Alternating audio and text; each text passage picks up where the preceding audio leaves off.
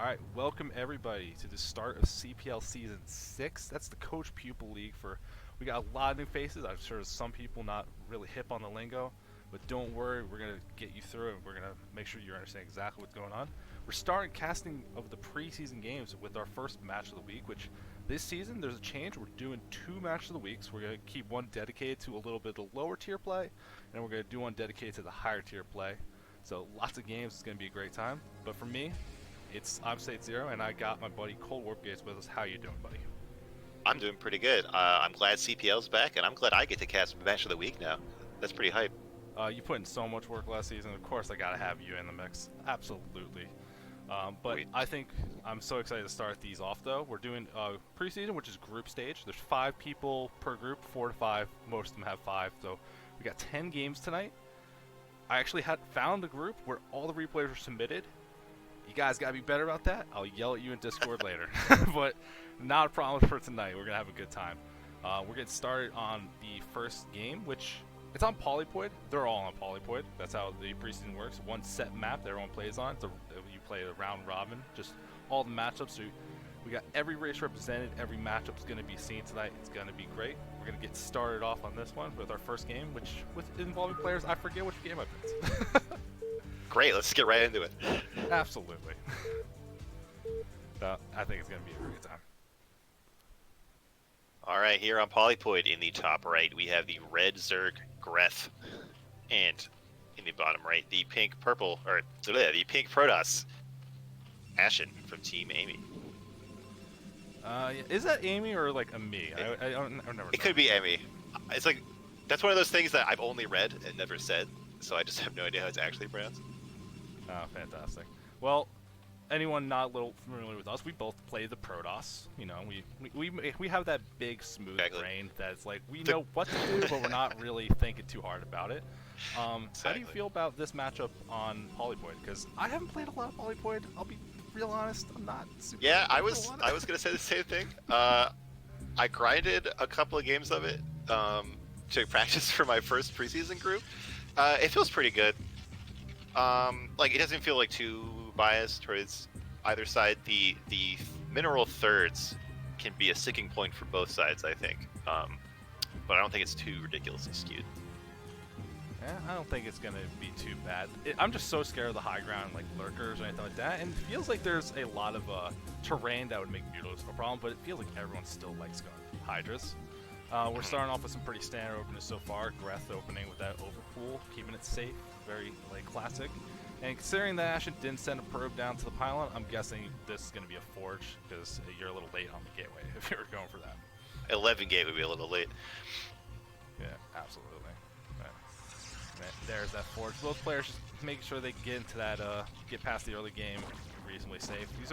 If you're just learning and you're trying to figure out like what build should I learn for this matchup on both sides, this is probably a decent go-to. Just learn them. Like, it's going to keep you safe against any kind of wild nonsense. It'll get you into getting into that mid game in a comfortable spot.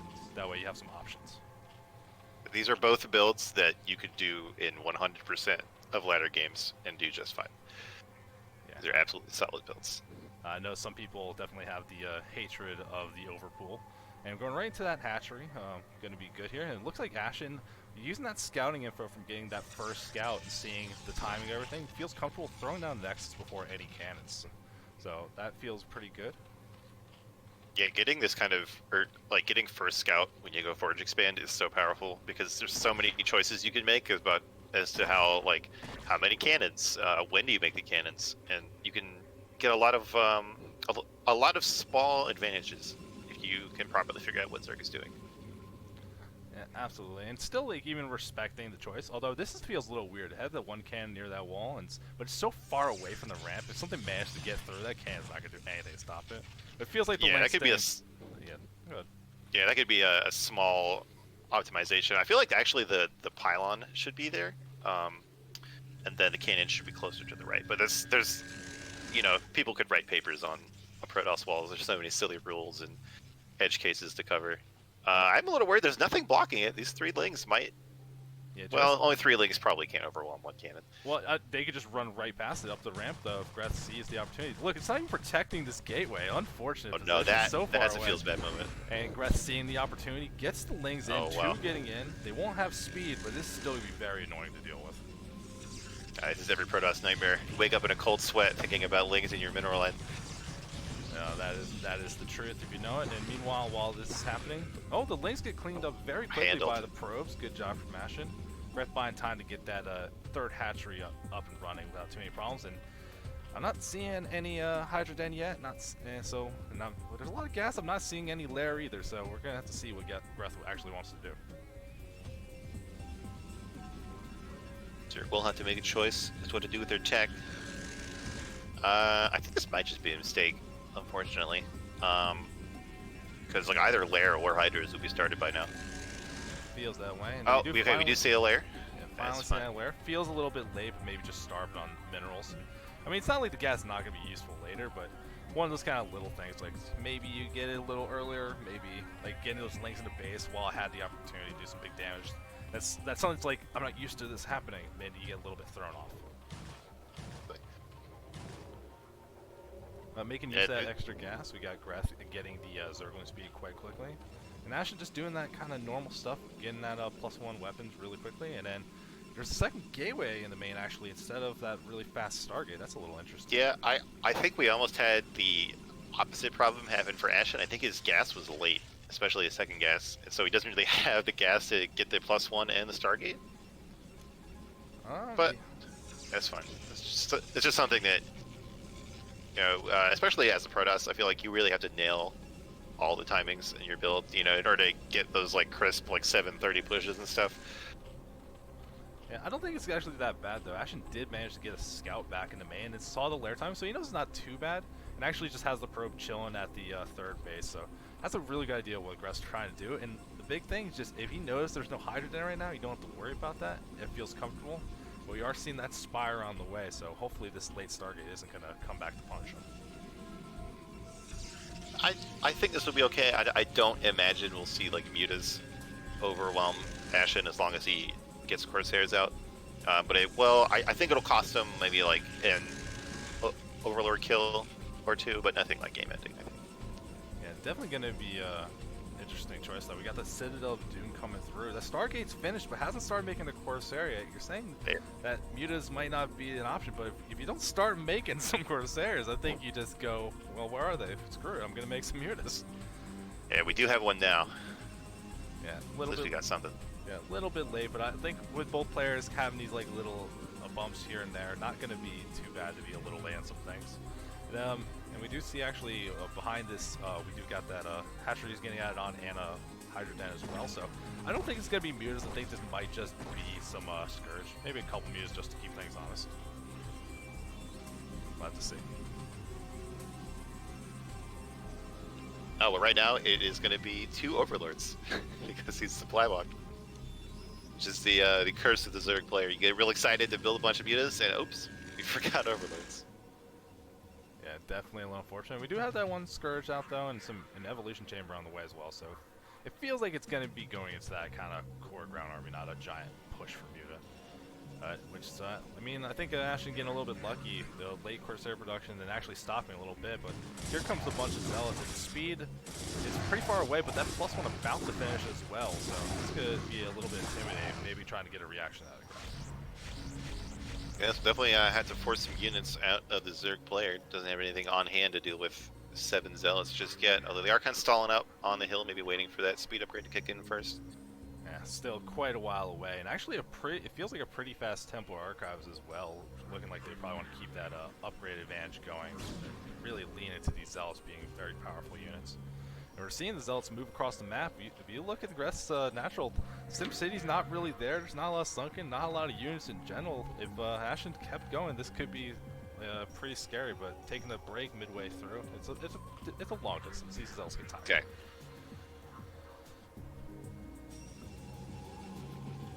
Yeah, I think there are probably enough Hydras to hold this off, but I mean, those all could have been drones.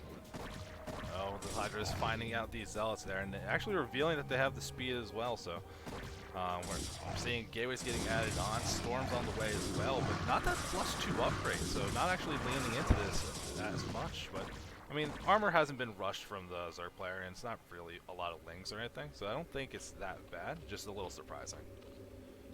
And just as I say that, of course, they start to forge.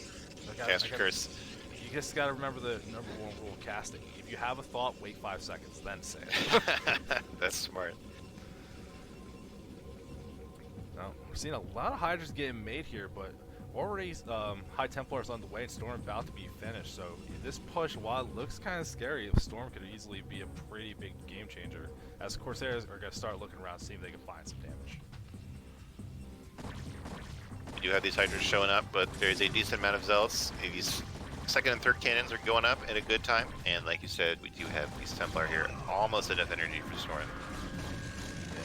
Very close. Gonna have to be a little bit more time though, and I feel like these Hydras, they wanted to start picking off things. It wouldn't be too hard to just start chipping away at these buildings, but I guess, do they have range? It doesn't feel like it. Yeah, they might not have range. A little unfortunate, taking some free damage from these cannons, but these Hydras still getting some work done. Needs to be careful though. That first Templar has that storm energy, and these Hydras immediately back off.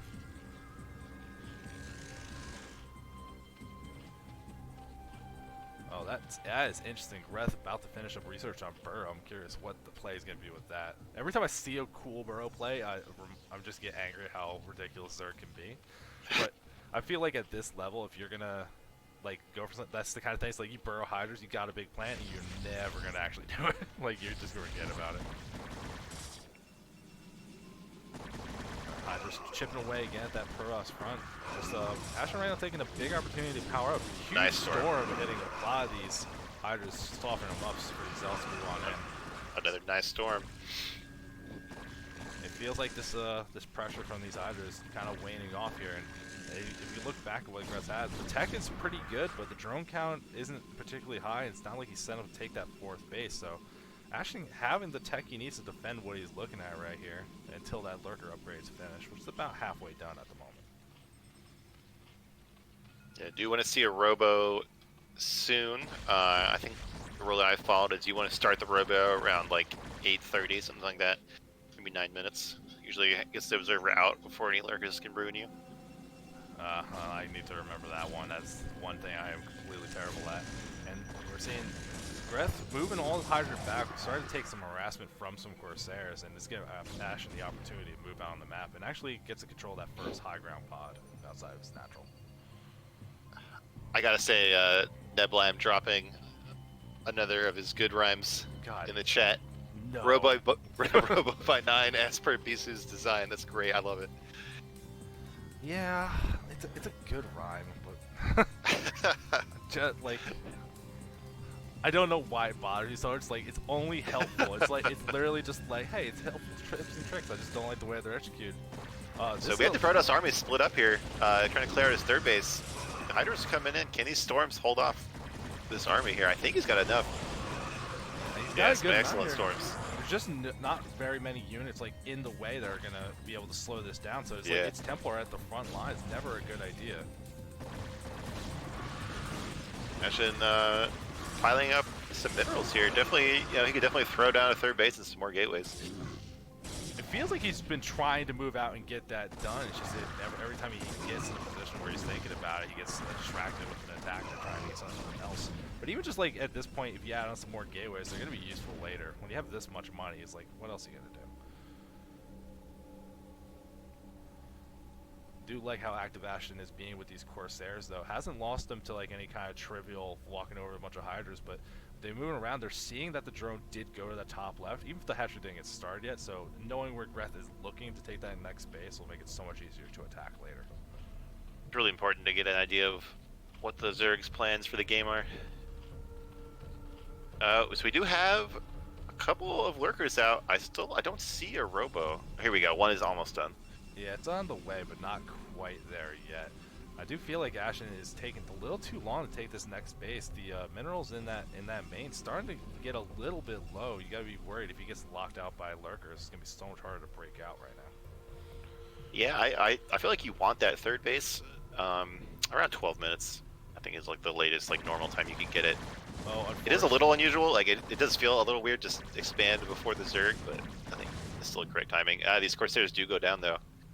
That looks like one of my replays. I always fly them into Hydras. Yeah, it's hard to do that when it feels like he's pretty active trying to move these Hydras onto the map, not just concede everything away. But it does manage to save one of the Corsairs. Meanwhile, Greth's finally starting that fourth base in the corner, and the Queen's Nest on the way, so I think Hive Tech's going to be the next step up. And Ashen finally getting an opportunity to take that third base and tries to get that gas base down at the bottom instead of settling for the mineral only nearby the natural. Choice here. That third base is pretty defensible. If you put some Zealots and Templars on that ramp there. And you really want that gas as Protoss. Gas is so important. Oh, looks like that third base might get caught out here if this Zerg army sneaks around. Yeah, a little bit of that star sense from Greth, because it doesn't feel like he has any vision in that area so much, just having the feeling that things are there. But if you look at the supplies, this Protoss army is very intimidating. It's not like Greth has a ton of money to reinforce things. I don't know if he's going to opt to actually attack in this third. He has to come back and defend. Yeah, I think the low drone count has cost Greth a lot of potential over the game. It looks like we're going to see a big fight here. We do have an observer showing up right as the fight starts. Very handy. Couple lurkers in there getting things done, but there's already so many Dragoons here, and being able with that observer being able to see all them out, all the lurkers going down very quickly, and a lot of this Zerg army fell very fast, while this Protoss army looks almost unaffected. Yeah, a lot of Templars got sniped, but there's just so much, so much bread and butter here for the Protoss. I think it's fine. Yeah, I mean, this is just a dangerous situation for Greth, because like when they had the Hydra army on there and they're trying to be intimidating, it wasn't so bad. But now they lost the army. You're looking at the fact that Greth's drone count isn't that great. That late fourth that he took, it's kind of coming back now. It's like once you've lost what he had, how is he going to replenish it? And there you go. Greth immediately mentioning that themselves, understanding the situation they're in. The self-diagnosis. It's a rough deal, but it happens to everyone. Especially Zerg, you don't realize how many you lose making buildings. It's really simple, correct? It's so easy to get caught as Zerg. Like, oh no, I need to make units. Oh no, I didn't make drones, so I have less money to make drones. I know I need to make more units. Like, it's really easy to get stuck on that feedback loop. Yeah, absolutely. And it was a little unfortunate, like, the Queen's Nest got finished, but it doesn't even look like we ever got the Hive Tech, so just feels just like a little disorganization about what the plan was gonna be for the Zerg, and it feels like at this point it's just kind of petering out. And Greth typing out and ending the first game with the cast of the season, and that was like a nice classic example of what to expect from CPL. That's like, we're all dedicated, we're trying to learn and improve at the game, but not everyone's Flash. Like, we all make mistakes, and seeing games like that should make a lot of people feel more comfortable trying to get involved. Exactly.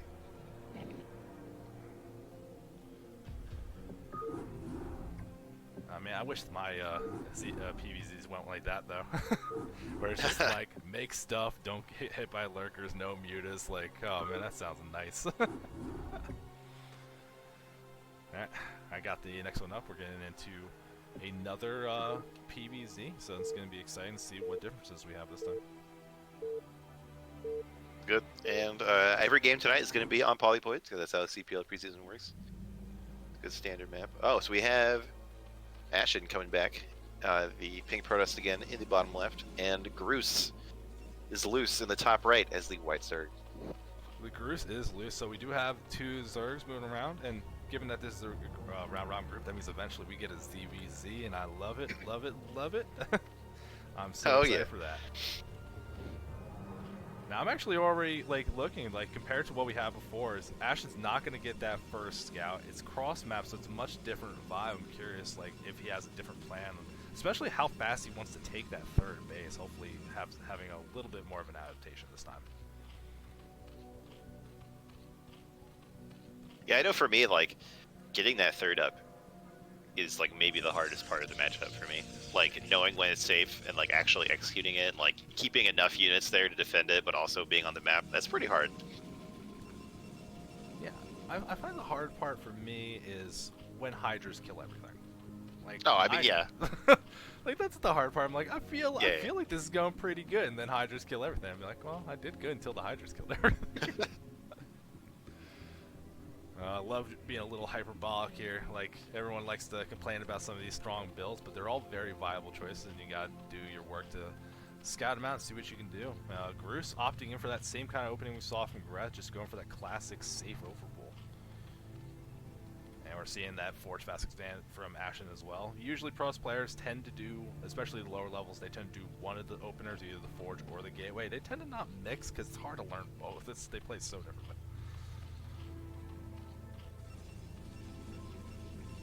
Oh, I like this. So Ashen he sent out a second probe, and I think that's really strong when you're going for this Forge Expand style, because there's so many things that you might have to react to. Yeah. So I think it's a very safe way to play. Yeah, you can even see there with the cross corners that that's the furthest that the probes are going to have to go to scout things. He gets there in time before the pool finishes, so he knows for sure it was over pool, not 9 pool, and you already have that probe in position for that Nexus. Ashen abusing this cross map and feeling comfortable. Groose getting their expansion as well, but you gotta love it when pros can get away without making cannons. Feels very nice. Already like little tiny differences you're gonna see, given that this might just be a style thing, but Groose only making the 2 links, so Ashen should know he's not under any real threat, but already has that cannon on the way, just erring on that side of safety. Fine to get that one cannon. Yeah, I mean, it's fine. Like, you're gonna get it at some point anyway, and it's just not gonna be too bad. It's when you have to overmake like that second cannon when you don't need it. That's when it feels terrible. And Groose already getting that third base up feels very quick here, and considering that the gas is not super fast, I'm curious to see what it is. But my spidey sense is saying maybe Hydras. Huh. Oh, he's good. Let's see. Yeah, I feel like, especially with the exact placement on the wall here, Hydras could be pretty strong. There's a lot of surface area for them to attack the wall. Yeah, it feels rough. And even like if you try to poke out, that having that easy retreat into that high ground, drone not getting into Protoss base though, sees that the Nexus just finished, so has some ideas of what's going on, but not being able to actually get that kind of full scout.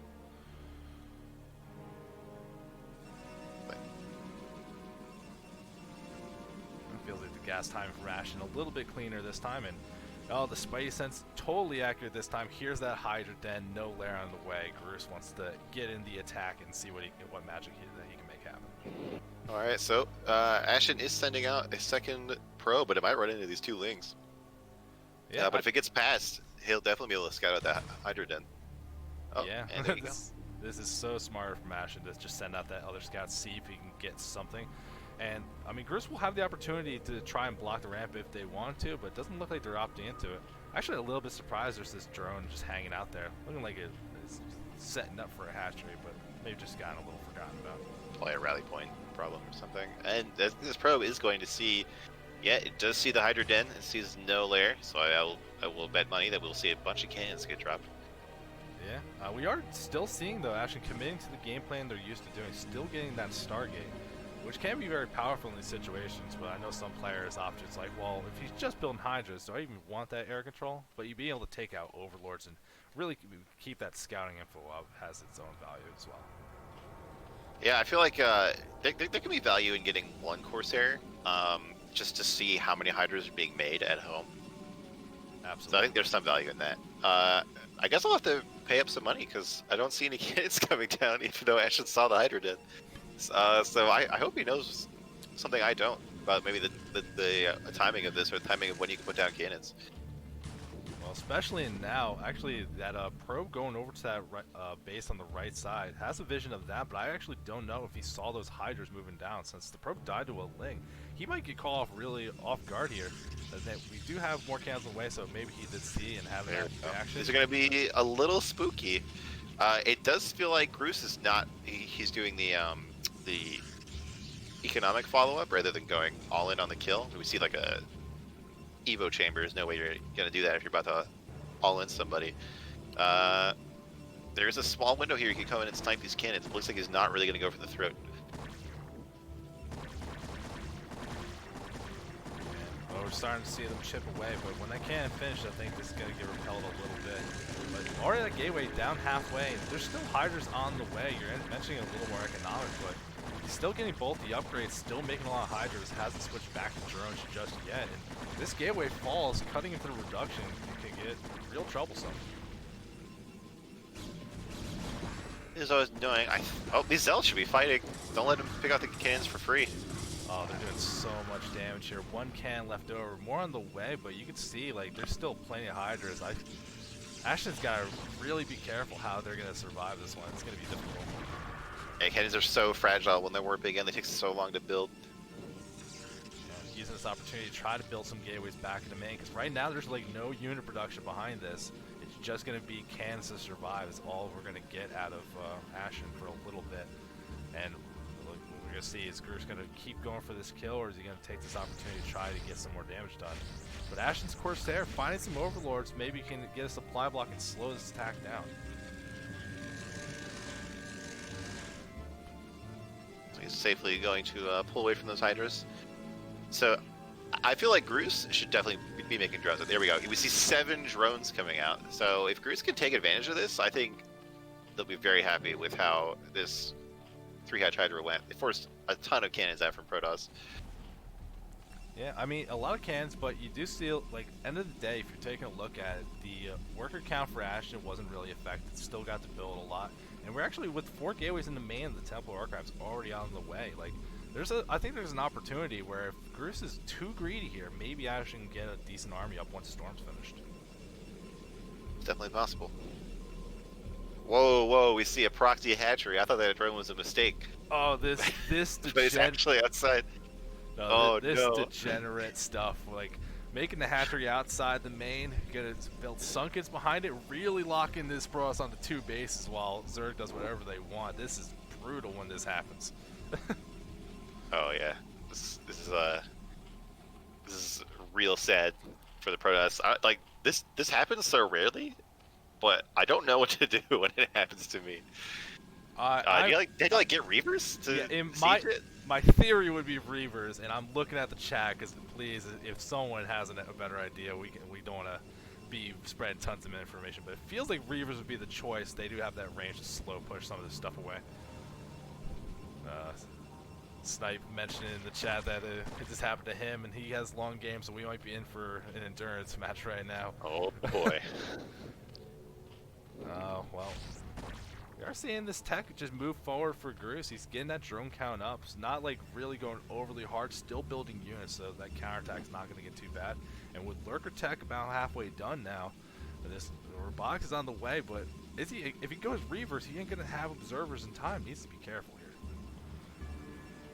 Yeah, it's a very spooky situation for the Protoss. Even Dose is out here. Well, he does now. He's going to see this hatchery. Not enough Zealots to clean out these Hydras. That's a rough one. Even with the speed, like that's just not quite enough. And you can see the creep colony on the way. So once you get that sunken or two, it's gonna make killing these Zealots so much easier.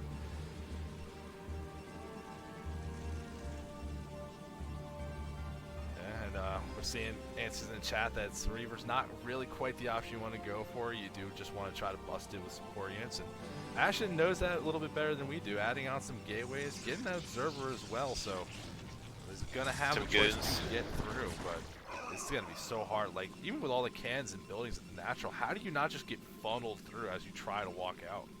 Oh yeah, absolutely miserable. I think he has to kill more cannons to get his goons out. This is the curse of Protoss. Yep, he's gonna kill I think 2 more cannons. That's really gonna hurt.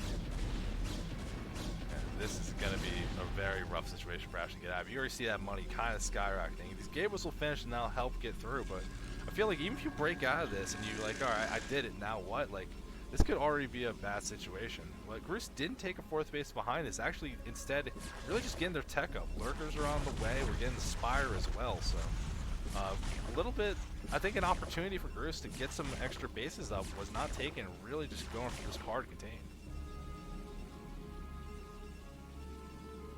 Here we go. We have a base in the bottom right. So if we can get that up, he's definitely going to be in a very comfortable situation. This is, oh my god, I'm having nightmares looking at this. Yeah, this is not the game I want to watch right now. But it's Yes. if I This was is, Zerg, I'd be elated. But this is not the early Christmas Yeah. gift I wanted as a Protoss player. This is not suitable for some audiences. All right, here we have an attempt at a bust out. Doing a good job focusing down that first sunk with the goons, but the zealots are just going to get chewed up by the lurkers. We need to see a storm, but the Templars are stuck behind. So much energy on these two. That storm, Nice dodge storm. pretty reasonable. The second one hitting a lot more of the Hydras, but where's the ground army now? It's just High Templar. This is such a tragic situation for Ash. Ooh, another nice storm. I just think like the goons and the Templars should have been a little bit more coordinated, but he has made a big dent here. The problem is, can he rebuild fast enough? Can he rebuild his army fast enough to stop Gruus from rebuilding the wall? I don't think he can. It's definitely going to be a very difficult situation, especially since, like, what are you going to build right here? Like, if you're just building, like, these Sunkens, there's so many Hydras that are very good at fighting this, so you probably need some Zealots too, but Lurkers are here. This just feels very difficult for Protoss. Going out a little too early before he has the real forces, just giving away some units for free, it feels like. I think those goons got, like, auto-pulled by that Sunken. Oh man, this is, I'm very sad right now. I don't want to think about having to play this myself. Well, one of the unfortunate things I see is, like, while we're dealing with this all at the front, that fourth base for Zerg up on line, I saw a Mutalisk in production, so if they can do that tech switch, I don't think there's defenses in the main to really survive that. But it might just be making a Muta for the fun of it. Yeah, there's one Muta hanging out here over the cliff. See, Great more really good nice storms. Yeah, this is buying Ash so much time, these storms hitting very critical things, but it's like these buildings still have to get mowed through, and these lurkers are still around, even though some of them are very bruised from these storms.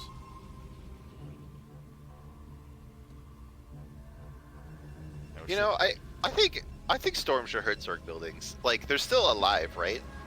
Like, if it can hurt a living unit, why can't it hurt a living building? Like, it makes sense that you can't hurt like a barracks with a side storm, but come on. I mean, Listen, why does that make sense? Why does steel stop your mine from exploding? That doesn't make sense either. I mean, like, the barracks doesn't have a brain, but these Zerg buildings probably have some kind of nervous system, right? I don't know. Like, you got that's such degenerate Zerg players. This is going to be a rough situation. We're actually seeing here from Gruus adding on some Mutas and adding on some Scourge, while Ash is trying to get Reavers online, looking for some answer to get through this. And I don't know, this is just such a hard spot. Killing the Forge, oh, that feels like just giving up at this point. Oh man, that's terrible when you have to kill a real building like that. Oh, Nebula, I've hit me with the facts. It's because the buildings are grounded. Oh my god. Didn't know we had an electrical engineer in the chat. It's Psionic Storm. It's not lightning. It's not, it looks like lightning. It's not lightning. We're not buying this. Not buying any of this. What I am buying, though, is Gruus' great position right here. Imagine you get through this. You get through that front layer. You have the Hydras up on their high ground. Lurkers are kind of all over the place. And meanwhile, Gruus has not been ignoring these expansions. That drone count's slowly climbing up. Has that fourth one up, and just a very scary army right now. It's like, what is really going to be the plan to get you out of this situation? Alright, we have this Reaver. Can it do some damage here? Oh, it's being a dumb Reaver and not outranging the Sunks, even though it totally can. We'll see, but Come on, Reaver. Do your job. Ashen mitering is hard out on this Reaver. He's been in a whole position. Oh, the the Hydra's Reaver's being able to vulnerable. move up. No.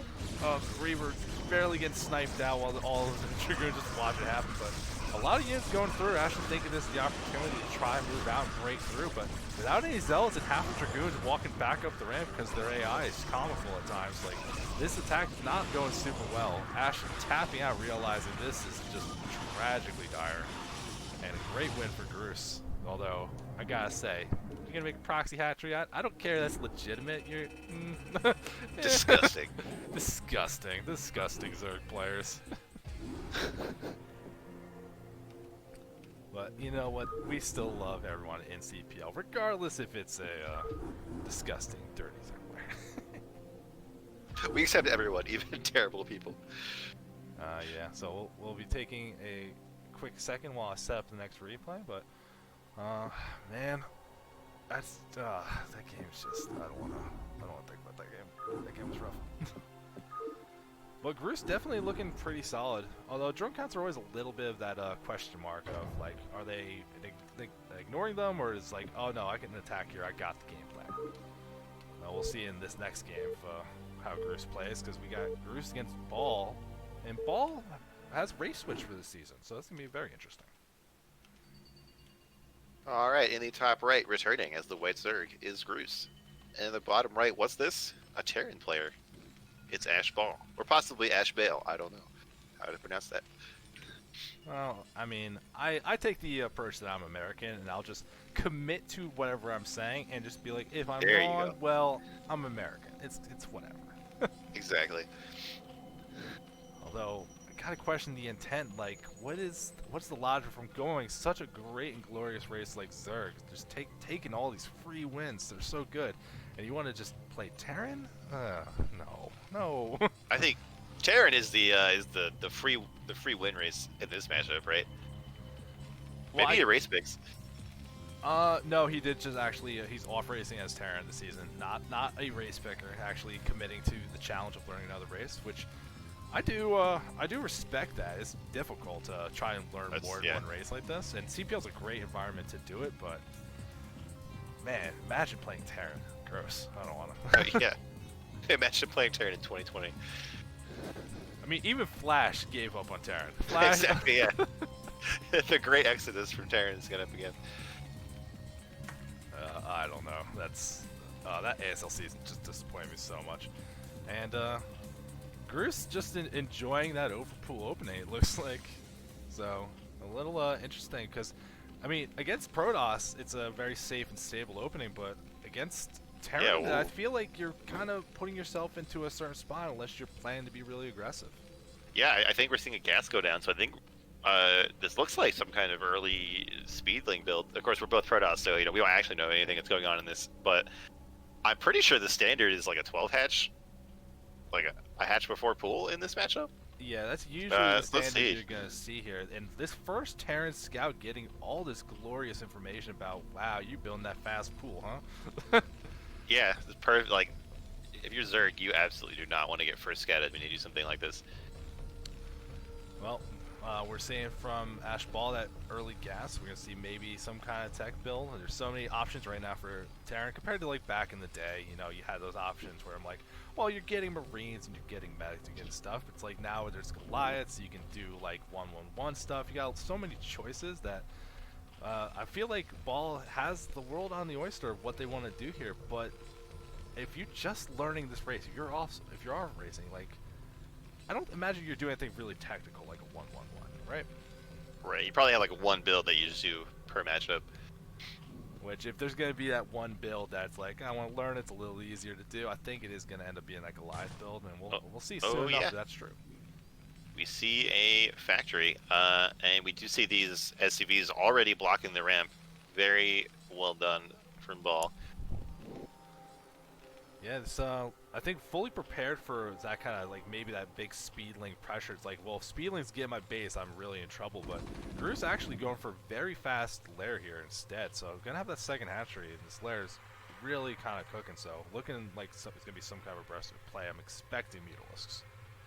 Yeah, it's definitely the standard here. But we do see we see this Hydra Den, and 2-hatch Lurker or even 3-hatch Lurker are also very solid builds for beginners. If you don't have that super solid Immunomicro, just going straight for these Lurkers can be very powerful, especially since Terrans don't always expect it. Like, they kind of just assume Mutas. Well, again, we're going to see this SCV scatter everything, so that's nice. But yeah, the SCV seeing how fast those Lurkers are, not quite what you want in that opening, and we're actually seeing quite that fast starport as well from Terran, so going to be able to get those science vessels up really quick if they want it, but even Ball realizing, hey, this is looking a little bit crazy from Groose. How about I just get that eBay and just make sure that things are gonna go well? This is the get everything build. We're gonna see like 2 science facilities with each of the add-ons. Like, he's gonna get every building he can. He's gonna have every unit available to him. Yeah, he's even got a bunker up here. He absolutely does not want to die to anything. Well, I think he realized, like, with how fast that pool was, he saw where the hatchery timing as well, and all this, like, rush for tech. He doesn't feel like pressure to, like, oh, I gotta get the second base up. I don't have to do anything. It's just like, Grush is doing something very aggressive, and I need to not die right now. You even see a Wraith coming out, so I guess this is a 1-1-1 after all. The Wraith is definitely going to be really good for scouting. I don't know how much damage is going to get done if there are Hydras around. I'm not sure if the Hydras are going to be a thing. Getting that scout's going to be useful, but if you can pick off some of these Overlords, deny a little bit of that scouting. But I think one of the big things just looking for here is, like, if you look at what Grush is doing, like, he doesn't have a ton of mineral income. He's investing it all pretty aggressively. I think if you can kill 1 or 2 Overlords, you really can mess with this build. Yeah, we are. That lurker aspect is almost done, so I'd see if maybe Grush is going to be aggressive with them, but there is already a turret at the top of the ramp. It's kind of precarious. That could be picked off from below the ramp if Grush got the perfect positioning. I mean, that would definitely be a little bit dangerous to actually get that to work. Ball kept trying to poke him with that Vulture, see if he can get it, sneak it in, start doing some harassment, but Grush not letting him in at all, and kind of setting up, actually keeping the drone count up pretty good here, and Ball's got to figure out how he's going to establish this next base before anything too critical can happen.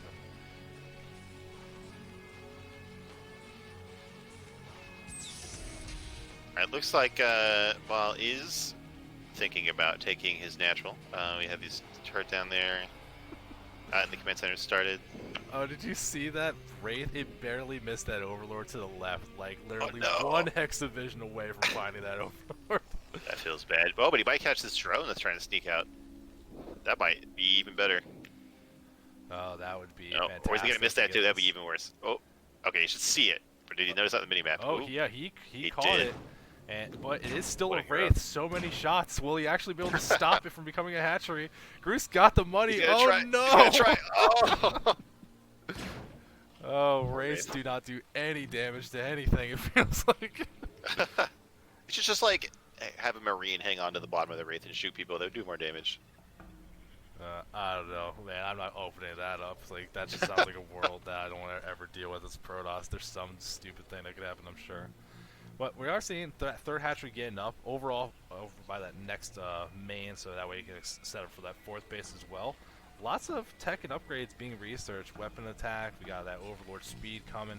So I was expecting something really aggressive and like all in almost from Grush, but really kind of settling back and relaxing, realizing maybe Ball, like, scouting is going to be ready to defend. Nicely. And the worker counts are pretty close, which I'm pretty sure favor Zerg, because they usually are behind on that.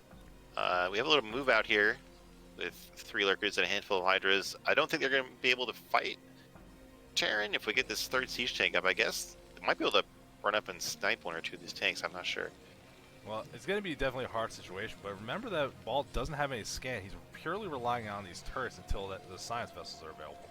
So it's going to be a little bit of trouble, but I think he's got turrets in a good position where it's going to be hard to go for. But we're actually seeing Ball kind of get busy. He's going for attack. Kills that turret up in the front.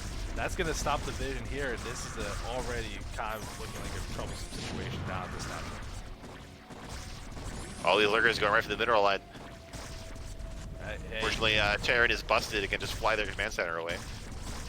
I mean, just to be able to stop that base from mining, he's going to get some damage on this barracks for free, and we're still pretty far away. The academy just starting now. Comset's not going to be happening for a while, and meanwhile, with this now that things are in position, getting this fast hive, the Filers could really break this game open, I think. You forget about the academy. We had a science vessel almost done.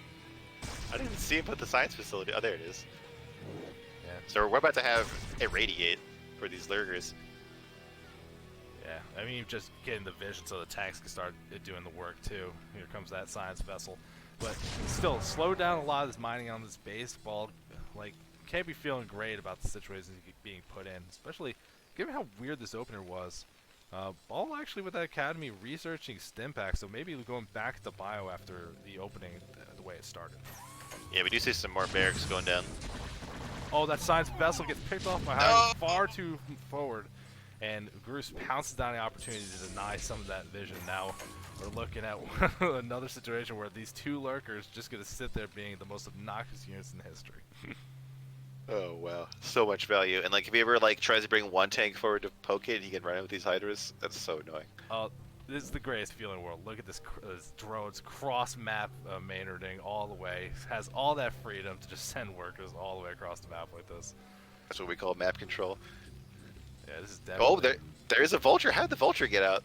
That vulture's just been out and looking for stuff. Oh, is that the vulture from the start? Wow. It's gonna be finding these drones finally, but not really getting anything done. This one Hydra might be enough to slow this down. Vulture's still no kills and managed to finally get something. The Hydra not attacking anymore though, so Vulture getting 2 kills, not terrible. Groose taking all his time, that Defiler Mount on the way, as well as the upgrade for Lynx, so they attack so fast that it's not even like reasonable.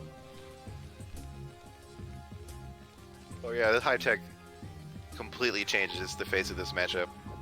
Zerg is so strong with Dark Swarm and Cracklings. Oh, Alright, so the scan goes down, but the units aren't quite in position to take advantage of it. We do have the second vessel coming up, so we should be able to clear out these lurkers and get his natural mining again. Yeah, very slowly. This ball grew so much time to get the tech going. And actually, I'm curious to see what's going to happen from here. Ball making one of the big play units I love from Terran is when I see that dropship happen, where all this contain up at the front. If you can get a dropship, some vultures at one of these bases, you can actually see pretty late on all the static defense everywhere. Kind of just relying on the fact that he's outside the natural and nothing's going to sneak out. Yeah, and there's no Scourge either, so these dropships are going to have complete free reign of the map when they do come out. So we have one that just spawned. There's like one squad of bio ready to go. Let's see if you can get some really good value with it. Yeah, and we're loading it up, trying to get some pressure here, but Ball at this point has been contained for so long and has to figure out what they want to do. This is going to be a real big problem because look at the work count. Zerg is up on workers. That's never good. There's no situation where that is a good look. That's a very scary position to be in. Yeah, especially since I feel like Terran's got that problem where, you know, you got these strong units there early and mid game that you can do a lot of things, but once that orange cloud goes on the ground, like the whole game changes and it becomes a lot harder to deal with anything. Oh, yeah, like that's why Terran wants to be so aggressive and on the map so that the Dark Swarms are as far away from the Terran base as possible. But it's hard to do that when you've been contained all game. We do have this dropship flying over the natural. Is he going to drop? There's not too much here to defend. That's a fast reaction from Groose. There was spotters along the way, but still actually getting the units back and be able to try and clean this up. Some damage being done here, but losing a lot and actually kind of bailing out. Lost about a couple of the bio that went through and took some damage on the dropship. Killed some of the drones, but even still, Groose still having that worker lead, setting up that fourth base up in the corner. This is definitely not a great situation, and these Hydras try to go off to the side to snipe that dropship, but it's a little too fast. Very smart play there. Yeah, that drop was like a good value, but it just wasn't enough to turn this game around, I think. Well, I think Groose is going to have his own mind about what to do with drops, researching Zerg drops on those overlords. When you He's like, oh, you dare drop me? Okay, I'll drop you right back. But I think that's more or less like, that's a great idea. It's like, oh yeah, I could do that. This is like seeing where the Zerg position like this is where you're kind of getting to that danger town where it's like you got these 4 bases up now, nice canals connected, you got all that stuff you're looking for from upgrades, you got these defilers, you're gonna have drops and like just these super strong units. Like, how does Terran get strong enough to actually deal with this? This feels very difficult from Ball's situation. Yeah, it's gonna have to have like some really good fight. Maybe like he kills all the overlords while the units are in them. And despite the worker advantage for Groose, I will commend that Paul's macro of this game has been pretty good, keeping that money low despite everything going on. And still, like even like with everything, there's a period of time where he was down on supply, but managing to crawl his way back, making lots of free medic. And getting a little bit of that stutter on the internet. Oh no, not like this. It would be nice. It's alright. It's a good thing that we cast from replays. We don't have to worry about, messing up the real game or anything. Absolutely. Ultraless Cavern on the way. The ultimate Zerg move of I got money and I don't know what to do with it. Oh man, that was still so bad. Like I'm like, I finally come back and I'm like killing the Zerg army, and I'm like, yeah, he's out of money, and then suddenly like 20 ultras spawn. I'm like, oh, that's where his money went. We got that irradiate put down, but it's only on a Hydra list, so it's just kind of taking a little bit of damage. I think you gotta look around, No, try get to the find Defiler. these. Yeah, gotta find the defilers. Like you're wasting energy. Like it's never wasting energy, but here comes. Oh no, all these things getting loaded in. It's gonna be a lot of big damage, and if you look at this Terran base, no turrets, no sighting. I think even just moving this Marine medic from the front to get back to defend it, this is gonna do a lot of damage from the Zerg. Oh yeah. These overlords, I think they're gonna like right over the mineral line. They're getting ready to hug the side of the wall here. And get in position. Oh, I missed. There was a drop up in the top left. There's some pretty big damage very wall nice. and evening some of this up, but hopefully not too much attention being paid. Here comes all the overlords in the main, and a fresh group of Marines got made, but that's not quite a lot. Dropping into these supply depots, we're going to be able to get a lot of damage down.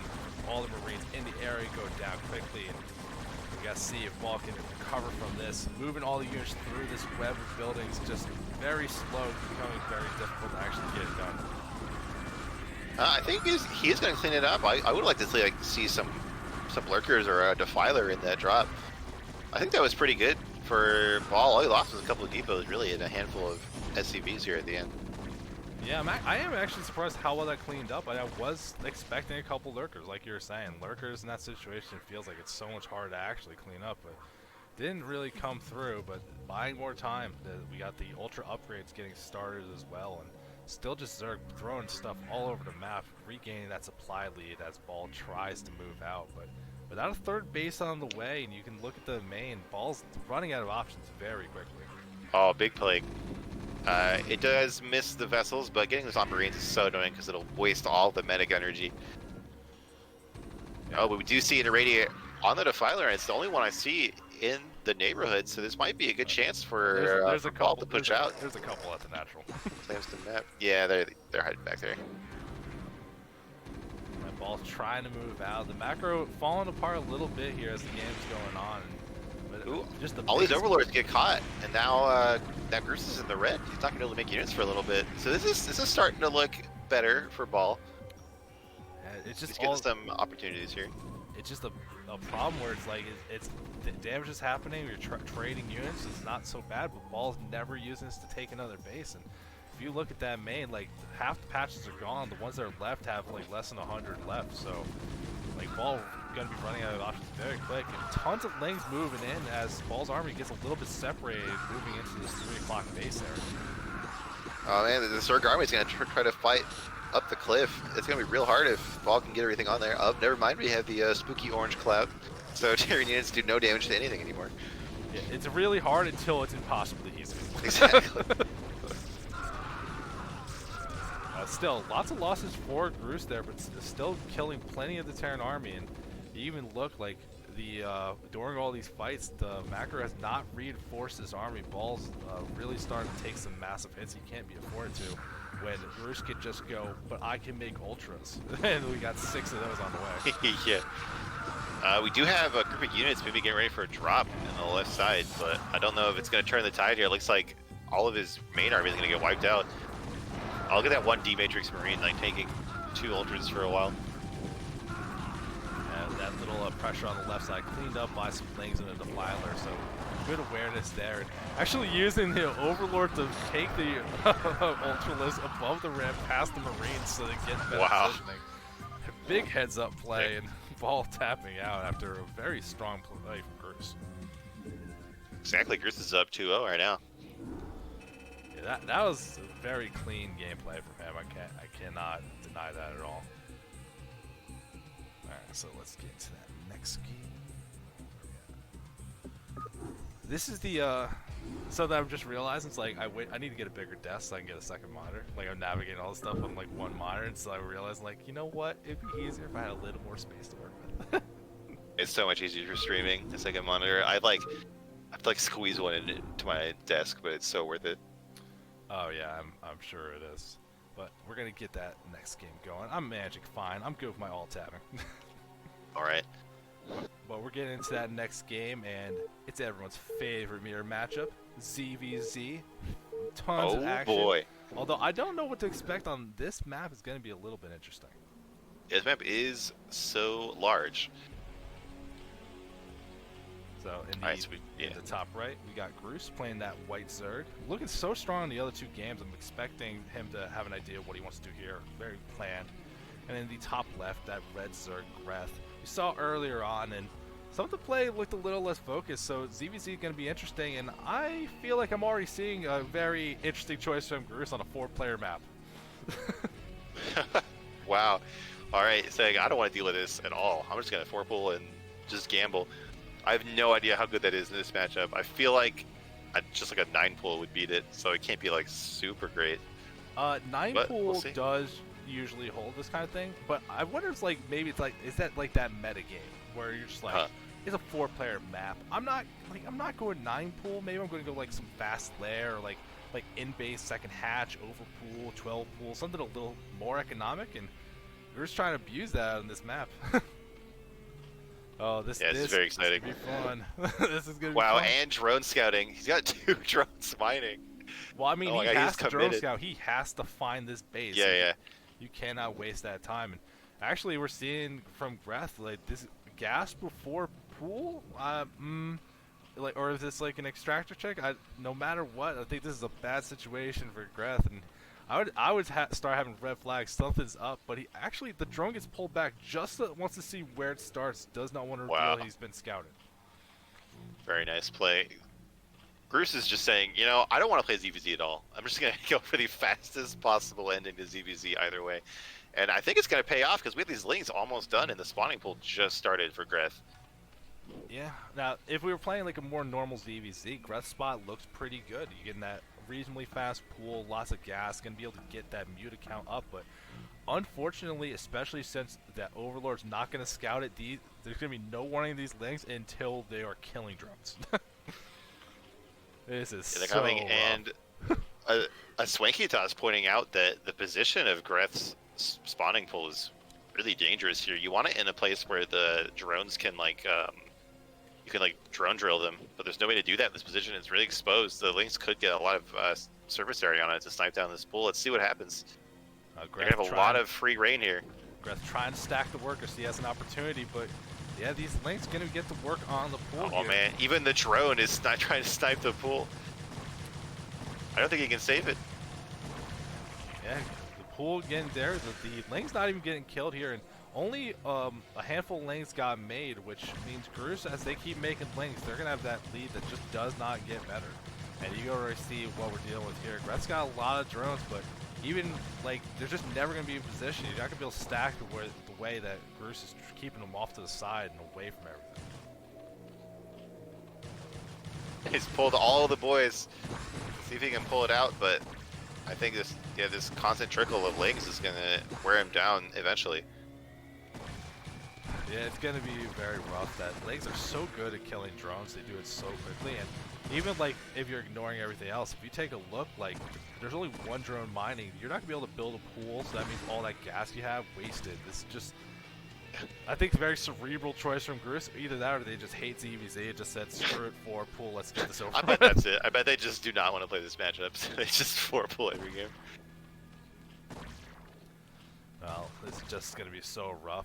And Groose, I do appreciate that Groose is being very careful to not get caught in the middle of the line where the drones have a chance. He's being very deliberate about where he's placing things, not letting that happen, and just taking a little bit of the damage wherever he can because he knows he's not in a rush. That second pool getting made here, but now but they can get picked off there too. Yeah, that's going to be hard because how do you get the drones to drill and get behind there to defend it? And you can see that's not going to happen either. Savage. I think it was even killed, not canceled, so he doesn't even get the drone back for that. Not really a CPL build, but okay. No GG. Okay. Well, I'm addressing that. We're gonna address that. I understand frustrating things happen. That is what it is. But CPL builds is not just no rush 20. It's not just I have to play meta. Cheese is very viable and very legitimate. You could definitely cheese in CPL. Being able to execute cheese well is a very good skill in itself. So, like, it's not great. It doesn't feel awesome, but it's gonna happen, and it's something you do have to be prepared for as you're learning and improving as a player. I think cheese builds are just a part of the game. You can't like rule them out. Although I would also be upset if somebody four-pulled me, so I can't really blame him for that.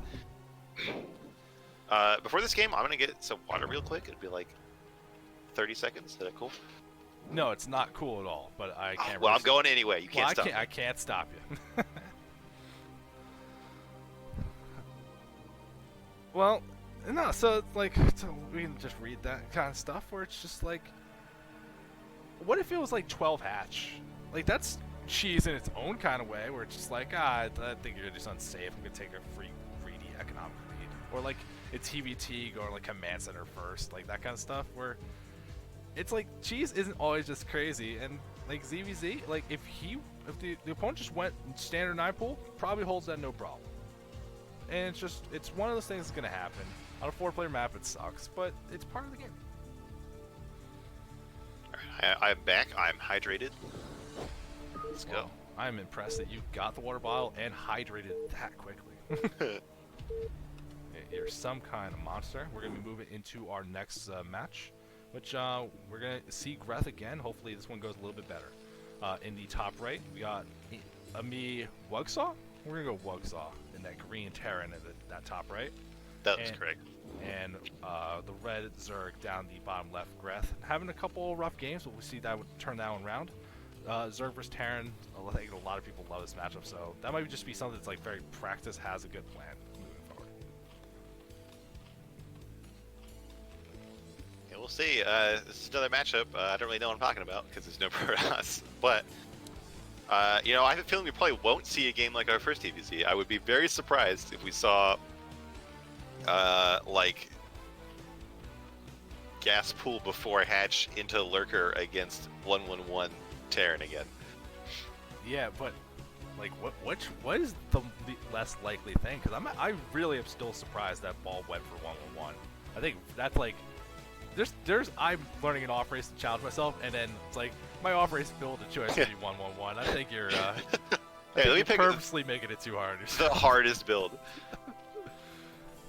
I mean, definitely very fun and involved, so if you just want to like get the blood flowing, get those mechanics up, like I can understand the choice, but man, I don't have the courage to play a build like that.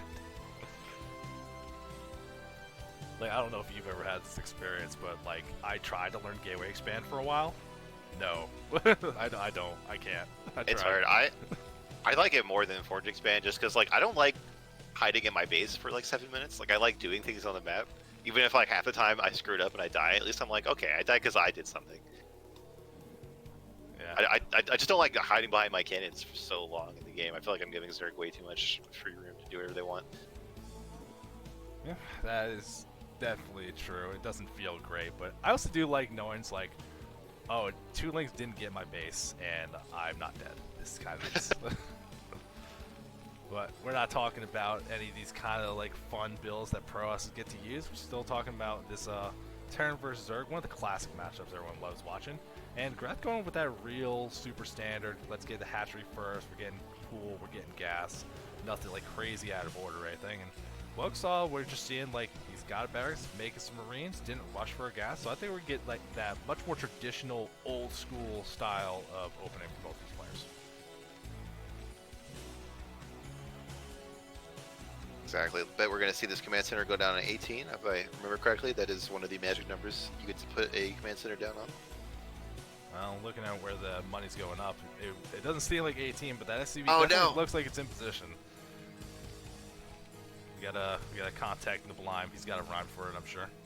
Oh yeah. CC on 18, your build is clean. I'm gonna go for that. I'm gonna predict that's what he's gonna say. Yeah, this could easily just be your last cast. I'm just removing the roll. Like, we're not dealing with this crap from you. We already got one rhyming lord. Like, we're not getting another one. The Marines did move out from Wugsaw. The drone scout not getting in the main, but does see that CC start, so you gotta feel a little bit of comfort as Greth here.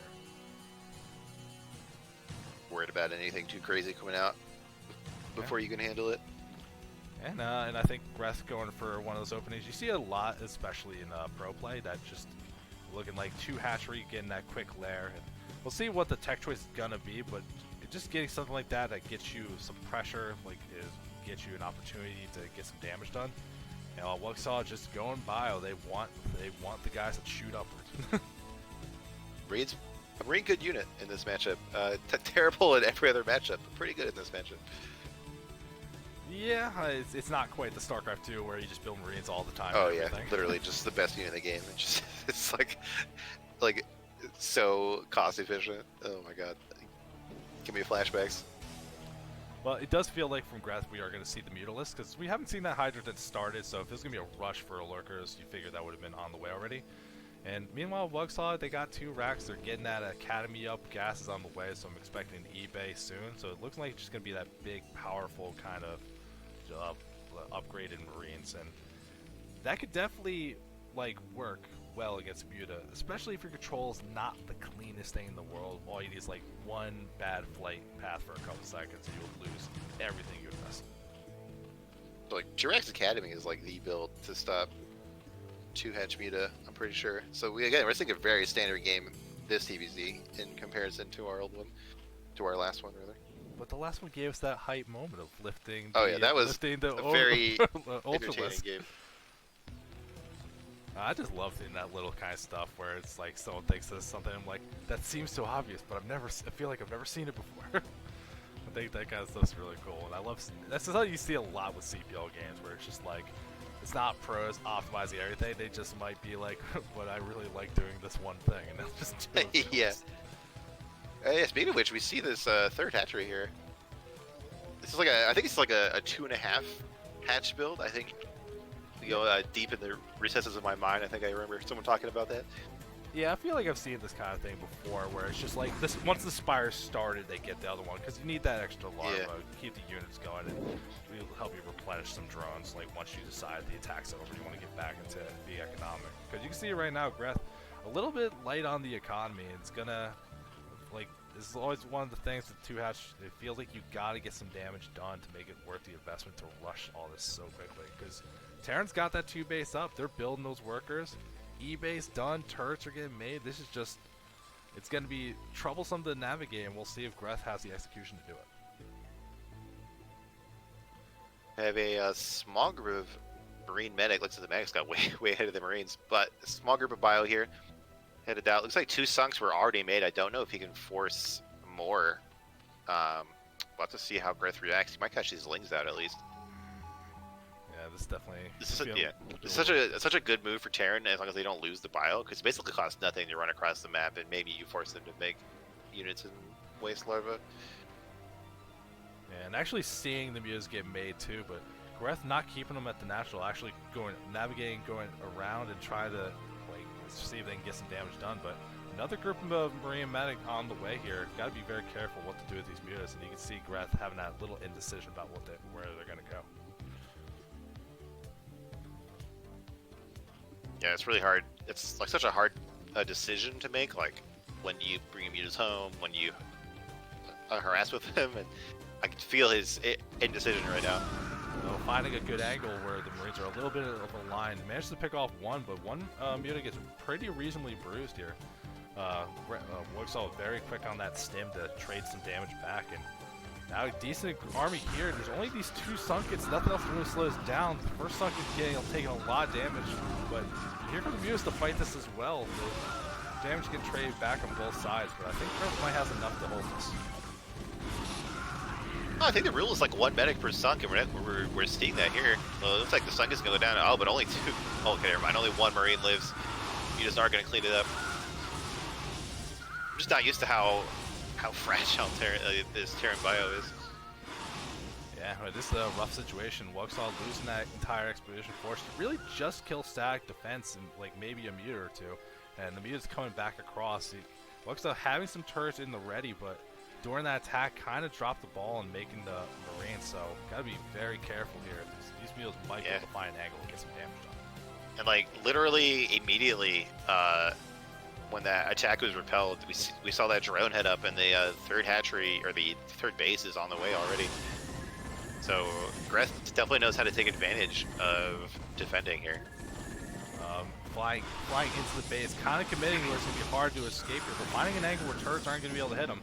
Stim range, trying to run down the ramp and catch it, but he's just so mobile right here. Finding a great place where there's just not enough turrets to stop this. Being able to get some big damage. Brett's build choice here seems like it's paying dividends.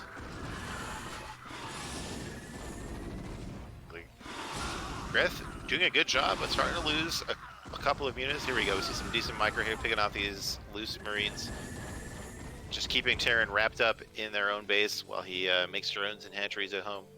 Yeah, taking that third base over on the side for Greth, and like using this opportunity to start building that lurker aspect into that next step of that really stock standard Zerg gameplay. You get the mutas, you're getting those lurkers, then you're going to be getting Hive and some defilers later. So we're seeing very normal kind of decision making here. Wuxaw trying to scan, see exactly what's going on here, and see his bases he already knew were there. I think if you're going to be looking for something, wouldn't you want to be looking for if there's a third base, if there's a fourth base, where you should be trying to attack?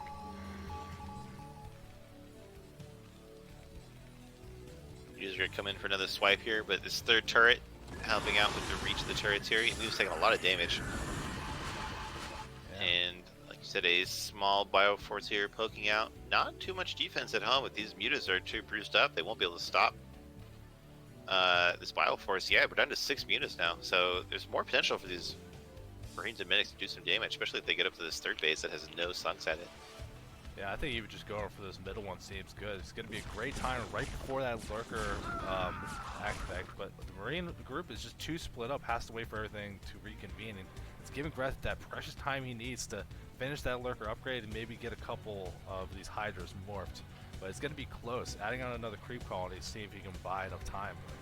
This is getting close, and if Wuxaw, which is a little more coordinated on that movement, I think there could have been a big opportunity to punish this natural.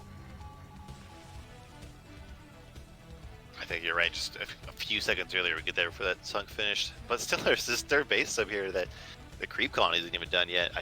This is one of those games where you look at the replay and you just kick yourself because so like potential for just absolutely shutting down the space and all these drones here. Yeah.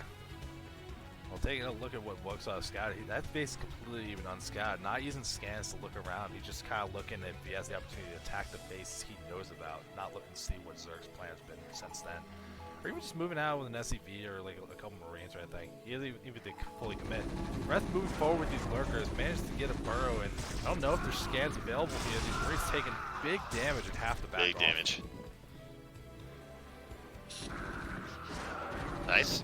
Nice sniping on these lurkers though. Yeah, all but one of them go down. Very nice play there from Wuxaw. Yeah, good positioning too, being right on that little high ground ridge to make it so much harder to deal with these Marines. And now you're seeing a couple Marines getting split off, trying to find Greth's other bases, figuring he's not on 2 base anymore, but going the wrong direction, checking the bottom first. His heart's in the right place. Here we go. So this Marine is going to run this ramp just as the Sunken finishes. But one Sunken isn't going to stop that much while. We don't see any Hydras or Lurkers here. So let's see if these this Terran army, there we go. We do see one group of Marines split off. Looks like, yeah, looks like the whole force will go up there with the vessels. So this third base is not long for this world, I think. Yeah, I think these vessels waiting for them is a great call here, having that detection for the lurkers. But also, Irradiate has finished researching, and there's plenty of energy on these vessels, so whatever defense you expect to be here isn't really going to go. It's like, how's Greth going to move up to actually engage us through the ramp? Lurkers being moved there, but here comes those Irradiates to weaken this army. Very nice. All these Lurkers are doomed. And this base is doomed at the same time. I think, ooh, nice Scourge hits. They do take care of one vessel.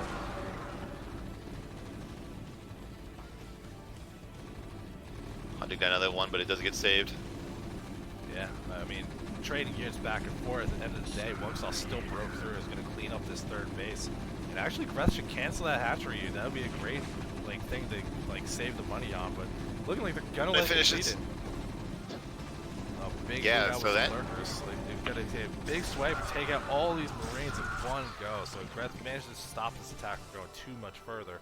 Let's see if the lurkers can get there in time to stop this last hatchery from going down. And looking like maybe lurkers get up the ramp, but here's the detection. Just not enough Terran army here, and everything gets taken out quite quickly. So Greth does hold on to the game for now, but losing that third base feels really bad. Zerg needs that gas for all these expensive lurkers and the hive tech. It's going to be really hard to like rebuild and reclaim that. Even with that like distant hatchery, that mining is going to be really slow. Well, you said high tech. Brett's kind of sticking really on this lair tech for a long time. Yeah, I mean he's never going to be able to afford it now. With only two gas. Well, the Queen's Nest hasn't even been started. Even if you wanted to do it, regardless if you had the gas income or not, Yeah. it's so far off the way. And you can see Wugsaw really abusing this opening here. You gotta just keep slamming down this Marine medic with Science Vessel Army, and Breath is just gonna have to keep investing to not advance the game plan to defend this stuff. Definitely, and yeah, this third base is going to go down for real this time. I don't see everything in there in time.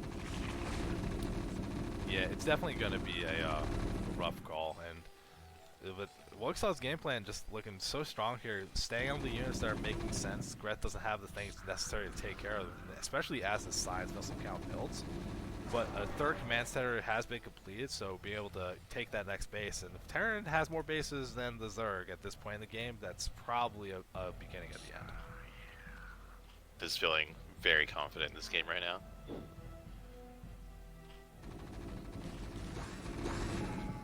Kind of doing everything right, like hitting all those standard beats of the Terran build, making good use of all the tools he has available, picking off so many lurkers. Like that's like over the course of the game with all these like snipes on the bio and the irradiates and the vessels, it's so much gas. Zerg is never going to get back. Yeah, Science Vessel is just such a good unit if you can make any kind of effective use out of them. And we saw like Greth early on got some damage done with the mutants, but ever since then, when Wugsaw got out of the bases and they got that, even that first attack where he killed those Sunkens, it feels like they've just been in control right outside that natural, making the Zerg life very painful. There you go. Maybe going in for the kill here on these Sunks just not enough to hold back the bio. If that last lurker goes down. Yeah, even just like the only units I see here really are Scourge and drones. Like there's nothing here to stop these Marines from happening at all. Like looking up in the main, is there any lurkers on the way? It doesn't even seem like there's anything anywhere. Yeah, I think Greth is digesting this loss. This is a very solid game from Wugsaw. Yeah, very, very clear game plan. And Greth Yeah, acknowledging... yeah. Greth has lots of helpful tips for himself. I mean, that's a good skill to have. Is Oh yeah, there's actually like your own memes aside that it's like a very important ability to be able to figure out why you lose games. Greth tapping out. Wugsaw playing very well here. Greth having a little bit of that struggle, but I think we got one more game from them, so we'll see if they can end it on a high note regardless. Remember, this is preseason. It's not about winning and losing. I mean, those help, but it's about just kind of getting used to it. So we're evaluating your skill as a player. We're trying to like match you with people at the life thing, and just sometimes you're going to be in a group that's going to be a little bit hard to deal with. So it's just, it happens sometimes. That's just how CPL works. It's like I found last season so helpful. It made me so much better as a player. Like I got to practice with players who are better than me. I got to help other people practice. Like I really like CPL, and I'm glad it's back.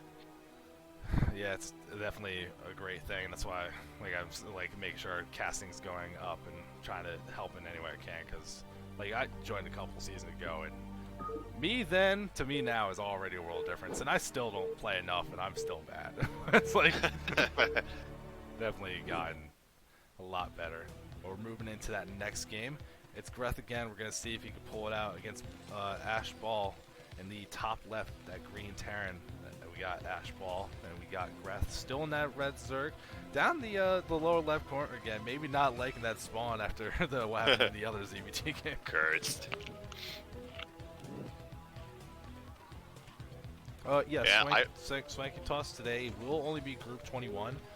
Tomorrow we're doing another Match of the Week cast. It's going to be higher tier play than this, and we're doing another full group. That's kind of the plan when for preseason. The Match of the Weeks are going to be full groups, but we're about to get other casters in the mix. There's going to be more streams, and you can look for other things. But remember, there's a lot of groups to be casted, so not every game is going to be, unfortunately, but you'll definitely be able to see more action moving forward.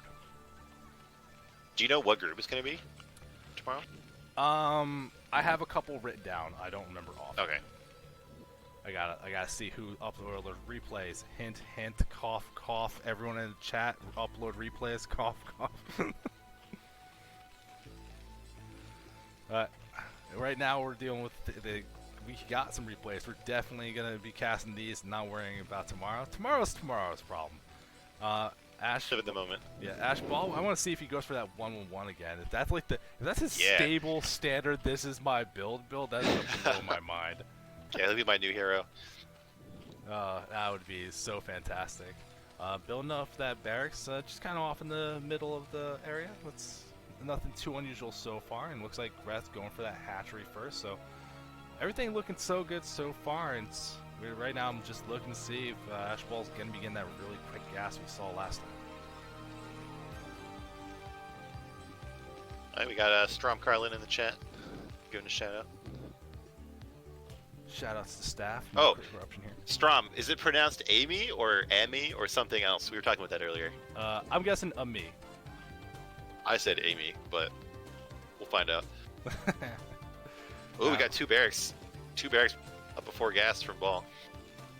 Alright, so yeah, we do have the a different build from Ball, showing that chops where it's like, I'm gonna offer it, and I'm not only gonna do hard builds, I'm gonna learn lots of builds. Like, this guy's an animal. This guy's an animal. Yeah, I mean, that's what I do when I off race. I don't want to do the boring standard stuff. I want to do all the fun meme builds. Like I want to like Master Wraith or something. Yeah, I mean, I like having some variety, but I just want to make sure I'm getting into the mid game in a reasonable spot. So it's like whatever build's gonna get me there, I'll do that. Yeah, Strom, we do have a couple in here. We had Ashen and Wugsaw. Was Wugsaw also? Yeah, coming? yeah. Wugsaw is Amy or Amy, whatever it's called. Well, Stormcon said me, so haha. I am smart like that. We do have. It is Amy. Nice. Yeah, Ball just getting two barracks, getting that gas, looking like I think it's going to be a very similar build to what we just saw from Wugsaw, just from a different player. And Greth might not be thrilled to be seeing that because it looks like they're on that same path to do that two-hatch muta play. Yeah, I actually have no idea how this plays out. There's two Rex before guys. I have no idea what that's stronger we get. I mean, it's going to have a lot of units, so I feel like there's going to be like a pretty decent timing where Ball can move across the map and force the sun gets made. And unlike what we saw in last game, this isn't cross spawns. This is going to be close. Like, if you want to move and get some stuff done. Greth making some links, though. This was a little bit of a different play than we saw last time. See if we can get some done here, but it feels like there's plenty of Marines at this ramp. I don't know. Yeah, I don't think the lanes are going to be able to do damage, but I think making some kind of defense is a good read when Terran is up in their base this long. You know, it's like if a Protoss doesn't get their Nexus done by like 4 minutes and 20 seconds, the Terran starts building turrets because they expect a DT or a Reaver. I think it's the same idea here, but kind of in reverse. Possibly. Greth having a different adaptation. Has that lair done, but actually is investing into Zergling speed, which I don't believe we saw last game. Not quite this fast, and now we got the Spire in the way. So Greth's still really enjoying this two-hatch muta play. The first go of it did have some decent damage and decent control. It's just the follow-up afterwards wasn't that great. So hopefully this has some adjustments to the game plan so Greth has a stronger mid-game. This is a little bit of a dangerous push when your only real defense is maybe these couple things, and there's no sun gets even done yet. Ball moving across and actually has a fire bat too. This could be a little bit dicey. We got to get. But he just made a bunch of drones. He made 6 drones. Oh. That's scary. I don't know if I honestly don't know if one sunk is good enough for this or not. Sunks are pretty strong, but this fire bat can take 3 hits, I think. Well, also, like, this is the kind of spot when you have this 2-hatchery, you don't really have the larva to spend. You don't want to be making units to defend, but I think you're going to have to. This one sunken taking damage, already halfway down. A couple lanes getting on the side, though, going through these Marines very quickly. Great call to make that little bit of lengths, and takes out the bulk of this army, looking like Greth's going to be able to hold off of that too much issue. But there's still a fire bat that can always be dangerous. That fire bat can roast so many drones. Oh no! Oh, don't Line 'em up. stack them! No! Line 'em up! Oh no, 7 kills on the fireman. Oh my god, brutality. Well, It's like the that went from hell to tragic in one shot. Oh, Oh, yeah. no. I think I got like 8 or 9 kills at the end. That might be like the biggest fire bet in CPL history. It's the biggest one I've seen. It's amazing.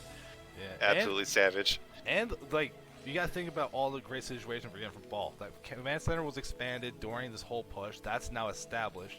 And because he got in the main and got all those kills, he walked by the spire. He knows exactly what's coming and how to react. And look at all these missile turrets already at the south side of that main. It's going to be easy to navigate around because it's not really covering a lot of space, but it looks like Ball already prepared to not take too much damage from these moves. Yeah, I kind of don't like these 3 turrets here at the depots and no turrets at the mineral line, but he's still got time to build more. Well, I think the point of these turrets here is to help cover the production, because that's one of the big things that you can abuse with these muta builds. That's always important. You can't really build turrets to cover absolutely everything. I mean, you can just keep making turrets. They're great. Just keep making It's true. them. They don't even That's cost the- gas. Every Terran complains they only need gas. Like, just make turrets. Yeah, build turrets, dude. We're seeing Greth move out with a decent amount of stuff. It feels like he's trying to be aggressive, but if you actually look at the numbers, it's like there's 5 mutas, 6 mutas, and there's already turrets being made and a submarine medic here. I'm curious if Greth can get the job done. There should be a little pocket to micro here, but opting to take the fight instead of taking a bunch of free damage. Here we go, trying to poke these SCVs, but that turret is so close. It's such a narrow band here where the mutas can do damage without being shot at. I think it's just a little bit of miss micro trying to input certain things and just kind of having inputs eaten away a little bit, because there's some opportunities I saw the mutas stop, but they weren't firing at the stuff right below them, which just, it hurts so much when you see that kind of stuff happening. That looks like me when I try to play Zerg. My muta control is so bad. It's so hard to do. I mean, like, pros used to just do muta micro like 8 hours a day. Oh, here we go. He flies right over that wall of turrets. He's in the main mineral line, getting a lot of uncontested damage here. This is what Greth needs. This is the only way, this is his big way to come back in the game. Yeah, lots of damage to be taken here. The SUV's getting pulled before too many happens, but you can't afford to lose all these mutas in the base here. He's going to be fighting some Marines, which are good, but you got to get these mutas out. If you lose this, you're in such a bad spot as Greth, because you can't want to be making more of these just to replenish the army. And gets out with a couple, but a lot of them very bruised, took a decent amount of damage. And a couple more mutas here, but I don't know, Greth got a lot of damage done, but I still don't know if that was quite enough to get him in a really good spot here. I think that's just kind of leveled it out a little bit. Yeah, I'm not. I think you're right. I'll put it that way. I think it was a good deal.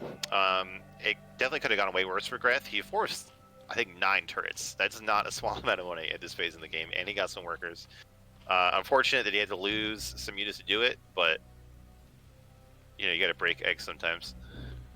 Yeah, Greth making another hatchery. Unfortunately, it is just at the natural, so not trying to take that next base here. I'll take another move. I wants to keep the pressure up while he sees a moment of weakness. Make sure Greth doesn't make a bunch of drones. But this is a lot of mutas. This is 11 here. Like, this is enough to just fight this army with any reasonable control.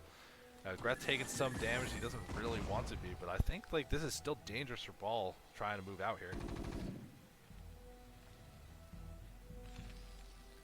Right. I mean, I feel pretty safe moving out if I had 9 turrets at home, so. He feels like he has to do something on the map. Well, I like the commitment to Ball, though. It's like, I didn't make turrets in my mineral line before, I'm not making them now either. He refuses to make them here. This army moving out, like, this isn't a very big army. It's not really getting replenished here. Greth definitely have an opportunity to make some units to be able to fight this. And actually, it can really kind of going in on these mutas. Keeps adding into them instead of moving on to that next step.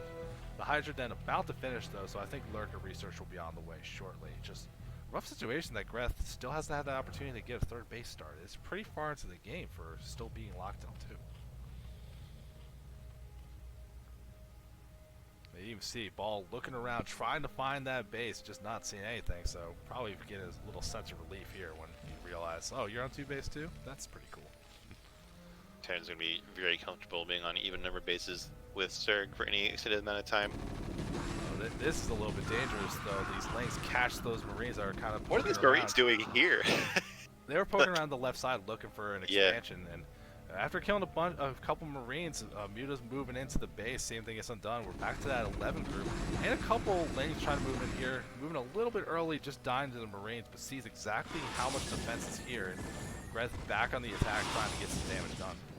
There's a big zone of the base here that's not covered by turrets at all. A lot of potential for damage on the mineral line, and this amount of mutas is not going to be easy to dislodge. But it looks like Greth this time is going to play it safe, keep them all alive. Pretty much free damage there.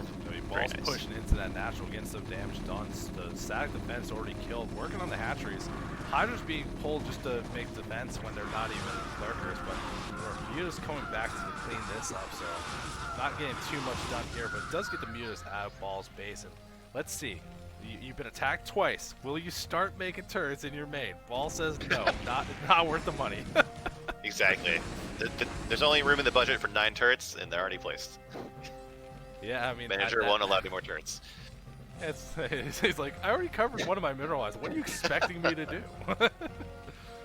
Well, I think this is going to be a lot easier for Ball moving forward. Having those science vessels online now, Radiate being finished, and actually working on the science vessel energy, so that'll be a lot easier to help fight these mutas, because one good Irradiate, if you can't find the muta and split it off, that does, like, these mutas are living on borrowed time now.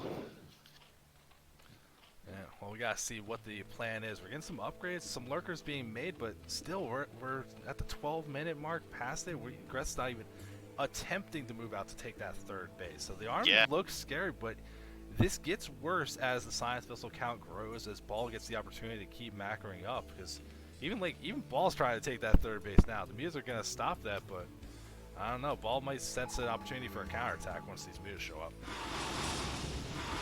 Very true. So the command center does get canceled, so nice reaction speed on Ball there, saving himself the 300 odd minerals. Yeah, but the muta's moving over to the left. They're gonna see what they can find. There's a group here. If you could kill those reinforcements, that'd be huge. The muta's pouncing out that. Nice. Actually, no, run away. Oh no! Oh no, not over that! No, not over that! Oh, at least not losing everything here, but Greth skating on the edge of danger to like really kind of getting himself in the spot where you don't want to be, and we're still back to that situation. Like, Ball is on 2 base. Radiate, the mutas are being split. Oh no! There we go. All right, he saves it at the last minute. Yeah, makes that good split, but takes so much damage on these mutas now. One of the big fighting forces he had. But I mean, it's still a decent tech path that we're seeing from Greth. That Queen's Nest on the way now, so being able to move up the hive tech, but I'm going to keep stressing it until I see that third base. I don't care. Oh, these mutas. Oh man, we're down to 3 bruised mutas. I think they're about to get. Yeah, all the mutas are dead. And now that he knows that, Ball is going to move out here. There are 3 lurkers, but they're not burrowed yet, and I think the vessels can deal with them. It's gonna be real hard for Greth to hold on here. Yeah, this is definitely gonna be a rough spot. We'll see if Ball wants to commit into the attack. Greth moving the lurkers though, I think sees it, trying to move forward, but right to detection. This is not what you want to be doing, I don't think. Taking a lot of damage, but it doesn't actually lose any of the lurkers, just takes a lot of damage. That's Radiate's going down, and Scourge trying to get the vessels, but good reaction from Ball, pulls those vessels back, doesn't take a single hit. Yeah. This could definitely just be a rough spot for Greth to get into, because he had all the opportunity to take that next step for himself, but now that the army's on the door and he has to make defense, it's going to be hard to get anything else done. You can't even start that hive that you researched that Queen's Nest for. Unit after unit, these couple lurkers, the only thing really slowing down this army. Scourge getting some connections though. If they can clear out these vessels, barely doesn't get the second connection to kill it.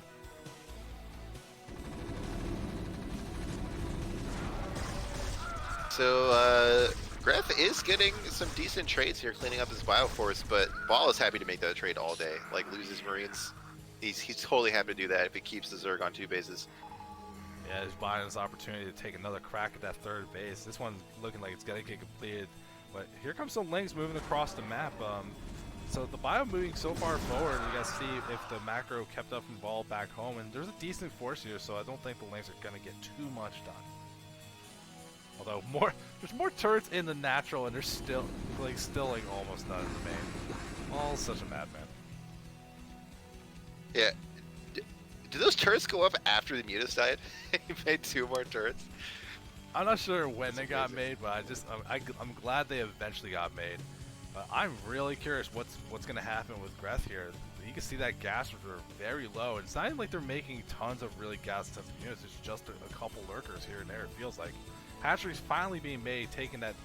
It feels like more of a desperation shot to try to secure some more bases. But Ball taking doesn't 2 bases really at have once. the force to move out at the moment.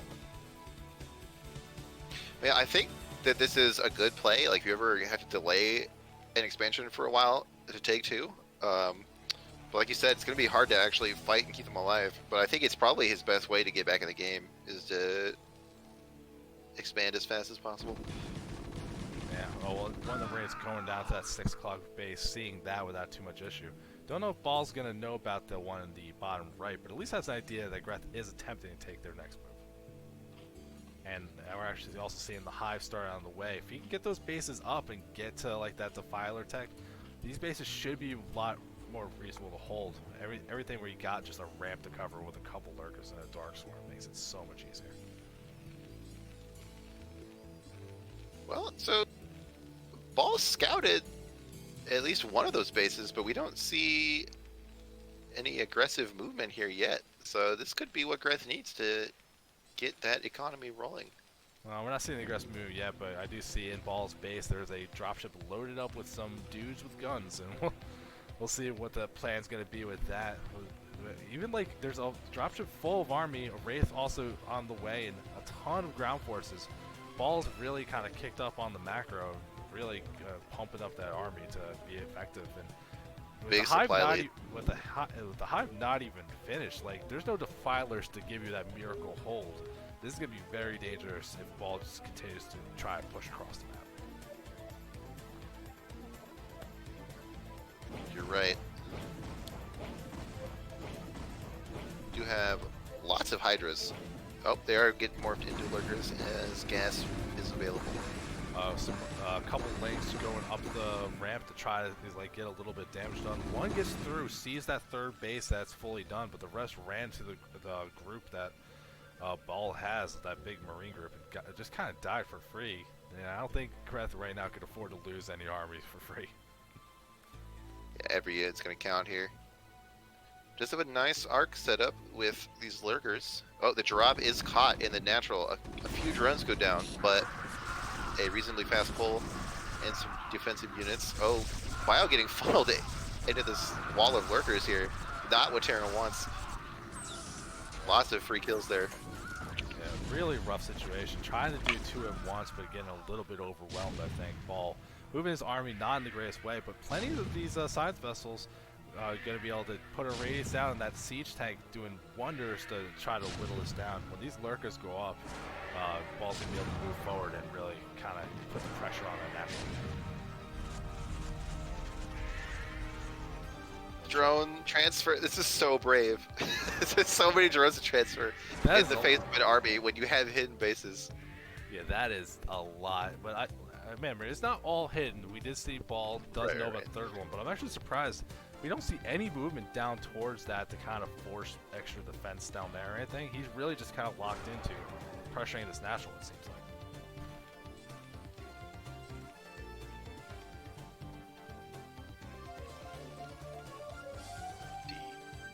So the Terran's main is mined out. But Ball is getting his own 4th base. So economy's not really going to suffer there at all. Yeah, I'm definitely still surprised though. The Hive Tech finished quite a while ago, and maybe Yeah, you don't see any Defiler or anything. Well, I don't see any Hive Tech. Do you? Yeah. Ooh, so Ball was trying to make a movement to the bottom right of the map, I think, and some Lings caught it. So Greth is going to be aware, able to get these lurkers in the right position. Excellent. Well, there's still a Stroke of couple luck more. there. Still a couple more units moved over to that bottom right, so I think there's a little bit of threat here. You actually see some creep colonies getting made, so hopefully Sunkets will be enough. Big SCV transfer to get that base up in the top right up and running.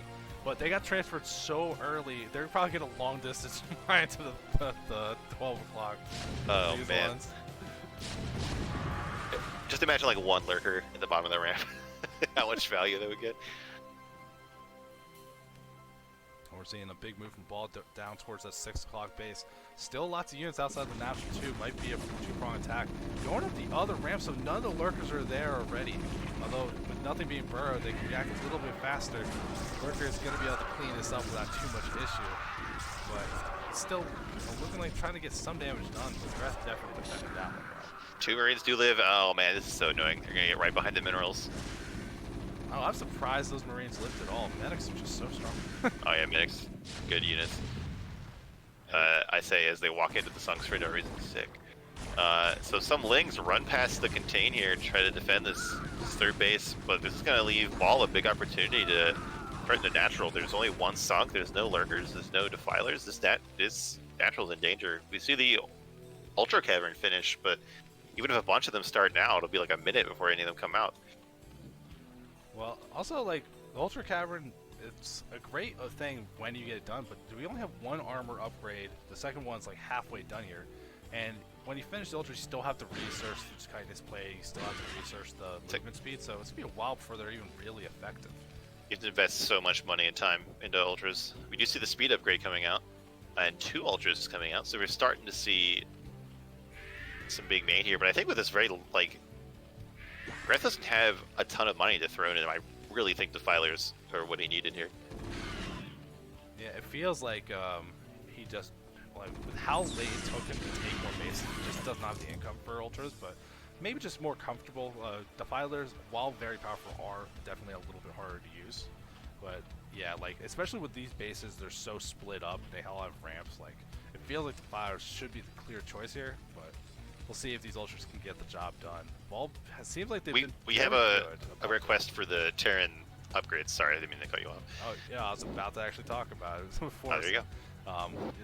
The ball's been up on the upgrades. +3 armor, +2 for, or +3 attack, +2 armor. So already well in position to have these Marines bow through Ultras until they're fully ready to rock.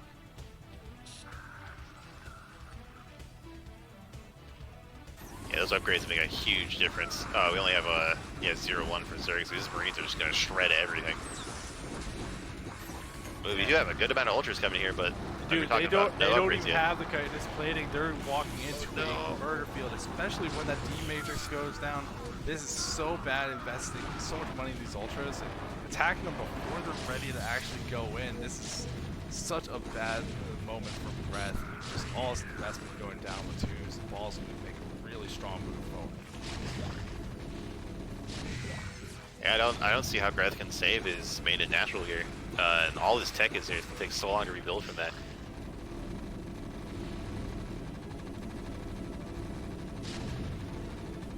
And it's just a little unfortunate. I don't mind how Greth was playing or how the way this game went. It's just it felt like way too long to expand was the key thing in this game. It's just no economy to back up what he wanted to do. Just stay on 2 gets far too long. Yeah, that is the big pain point in CVG, I think, is getting that third. Here we go. We have more self-diagnosis going on in the chat while offering some tips. Well, Ball also offered tips while sending a giant army to the bottom right. Yeah. Like, oh, you're playing great. And then, like, the second army shows up. Yeah. But this is a good example for anyone playing in CPL. You should do this after your games. Like, you don't have to just say GG and just leave and be angry. Like, you should talk about it with your opponent. Like, everyone's here to learn and improve. No one's gonna be like, I'm not telling you, nerd, and just like give you like a tongue face emoji. We're all gonna talk about how things could go better. So this kind of stuff is exactly what you want to see. Yeah, I mean, I guess it's not a surprise if I'm here casting it, but like, I love talking about this game. I love talking about like my games and like being like, oh, what if I do this? No, I don't even know why. The reason I hate talking about this game. It's terrible. Yeah, StarCraft sucks. Let's play League instead. Hey, don't tempt me, man. I do play League. Don't Oh, you tempt no. me.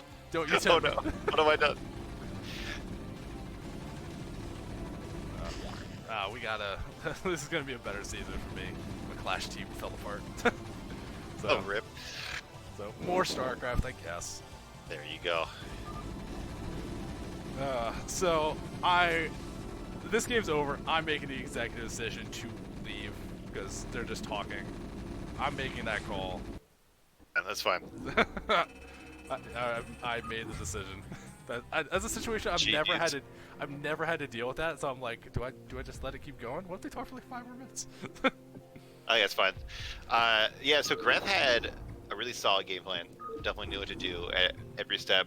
Or Ball had a really solid game plan to do every step. I am still surprised at how long Greth was able to hold on. Like it was looking dire for them for a long time, and they kept managing to find those little opportunities to do damage and keep Terran from totally snowballing. See, the problem is like, it was good for Greth to use what he had and stayed in the game as long as he did. But at the end of the day, a lot of those attacks, it felt like Ball just walked stuff in and took free damage. It was a little bit sloppy from Ball. Also, the amount of damage he took because he just wouldn't add those turrets in the main really kind of put him back. But we won't have to worry about that here. We got another game. We're going to be seeing Ball again, but no more Zerg. We're done with the bugs for now. We're going to be doing something else. Sweet. In the top right, we got me Ashen in the nice magenta, pink, whatever color that is Protoss. And in the bottom right, we have Ashball playing the red Terran. And these guys are already friendly. Look at all this chat. It warms my heart. So finally, a matchup where we should at least pretend to know things that involves a Protoss. This map, so like those high grounds that are kind of in the middle of the map, they can be really valuable for both sides. Especially like for the if the Protoss can put goons on them kind of earlier in the game, it can be so effective against pushes, and then later in the game, tanks are on there. It's just miserable for Protoss to try to attack them. So this map is like, it's gonna be very important in the game without being like due to some ridiculous feature like islands or something. Yeah, I do like the, in my mind at least, I do like this map a bit for Protoss. It feels like you have enough room to move around the high ground. If you're being aggressive, you're getting the footing first, it does help you out. But even like, it feels like every map with easy to take third, if mineral only, is always pretty good for Protoss because it is more of a mineral hungry race to begin with. So always a nice little opportunity that you'll have an expansion that you can take that maybe you use a little bit better than the Terran does. We're seeing some stuff being made near the front, possibly a wall in, and every time I see a wall in, it feels like 2 factories coming. So we'll see if Ball's one of those degenerate, dirty players. But I don't really understand why more Terrans don't wall. I mean, like I get like it's like optimal to to start your buildings at the choke point and get a really early command center. But like if you're gonna do any base that doesn't, any build that doesn't expand super fast, like I think just do the wall. If it's not optimal, you're gonna save yourself so many dumb losses from having that wall up. well, I mean, walling does come with the part that Terran buildings take up a lot of room, and to wall, you have to mess with your own SimCity, unless you're just going to kill the buildings later. So, like, having that supply depot to spy, like, you might be making your late game macro way harder than it needs to be when you kind of commit to some of these things. And here comes that probe. Probe gets it anyway. Doesn't give a fuck. Oh my god, Protoss is crazy, man. Protoss is too strong. Swag on through, and this Marine's not even killing. I was like, you know what, you earned it. And look, Paul's just like talk. It's like, kill the scout, then talk. Yeah.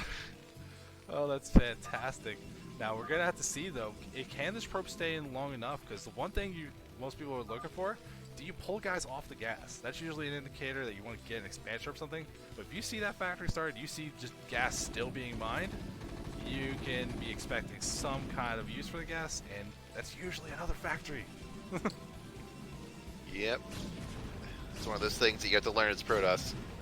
We'll see what Ashen does about it, and I just have to, I know you're gonna hit me for this, but Neblime has dropped his ultimate rhyme in the chat. Depot below, the units will flow. That just describes how Terran walls work. So I can't let that go unmentioned. Yeah, no. You should, any Terran looking to improve their walling, tune in tomorrow when I'm casting with Neblime. I promise you he'll bring up every chance he can, every way to tell you how to wall better. Exactly. It will happen. Do not even concern yourself. I am very concerned. This might just be one of those things where, like I said, like usually you take guys off the gas if you're going for some kind of expansion. At some people, they know they'll forget to put them back, so they just don't do it. So it's like that you would see that and be like, oh, I think you're gonna be doing factories. Then he just goes command center, and you're like, what are you doing? Yeah, I think that every time I scout and I see all the SCVs are running gas, I'm like, well, it probably 2 factory, or maybe they just forgot. So like, Well, I think happens to me Ashen's every very time. lucky here. He went for 1 gig expand. He's going fast robo to get observers. If this was 2 factory, Ashen might be in some real trouble. So Oh yeah, this will be a real rough lucky left break. factory with this.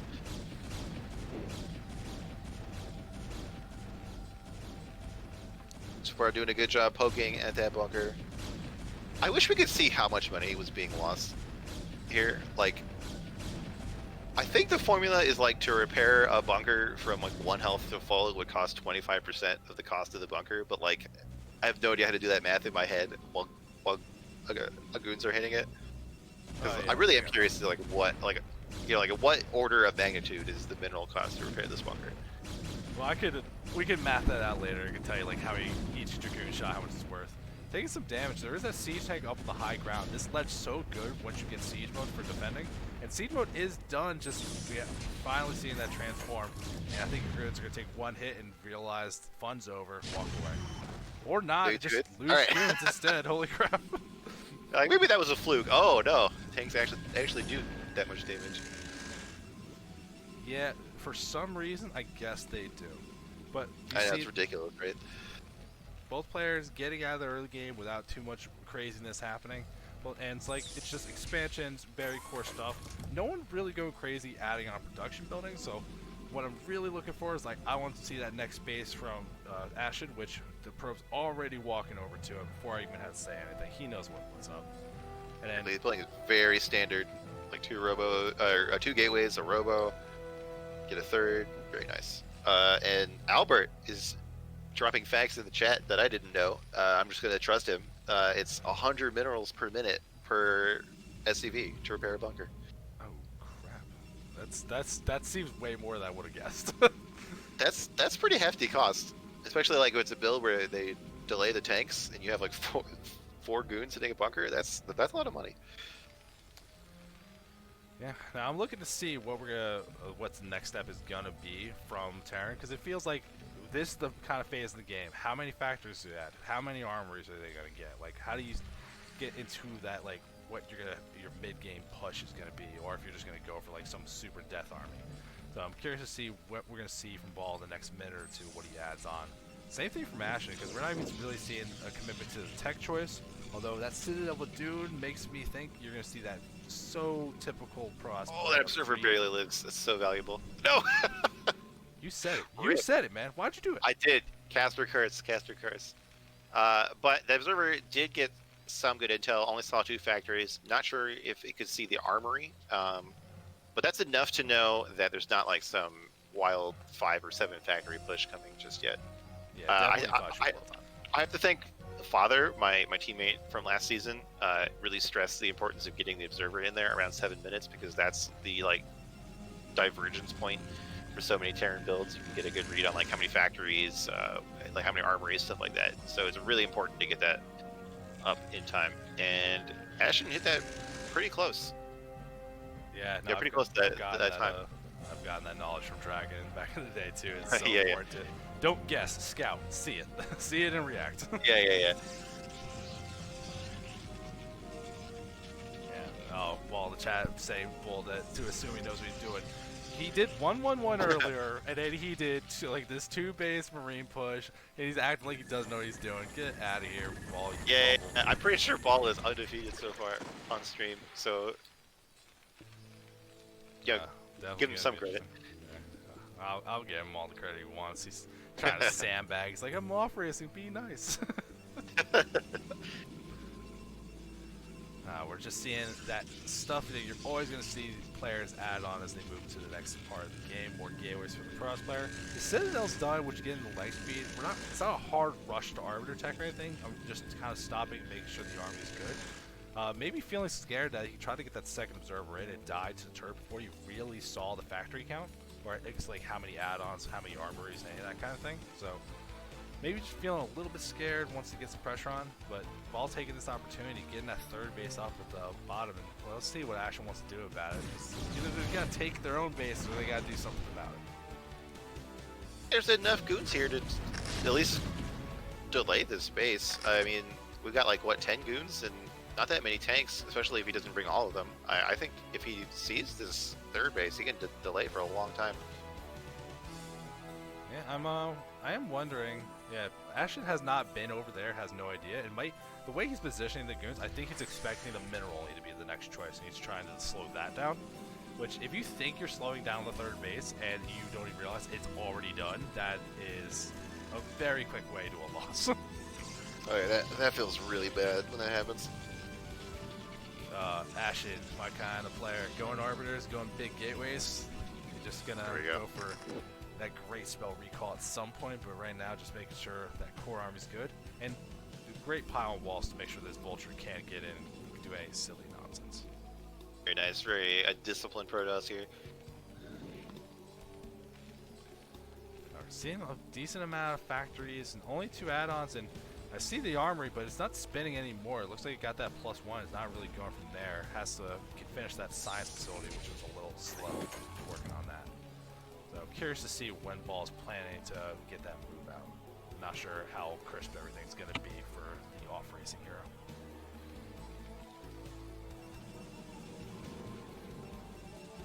Third base is up for Tyrion. No transfer yet on the SCVs. Oh, never mind. Kaiser Curse again. Right here. Yeah, no, it's there. Don't worry. And the fourth base being started for Ashen. Very nice. I feel like both players know what to do in this matchup based on what we've seen. Yeah, they have a good understanding at least of like a standard game.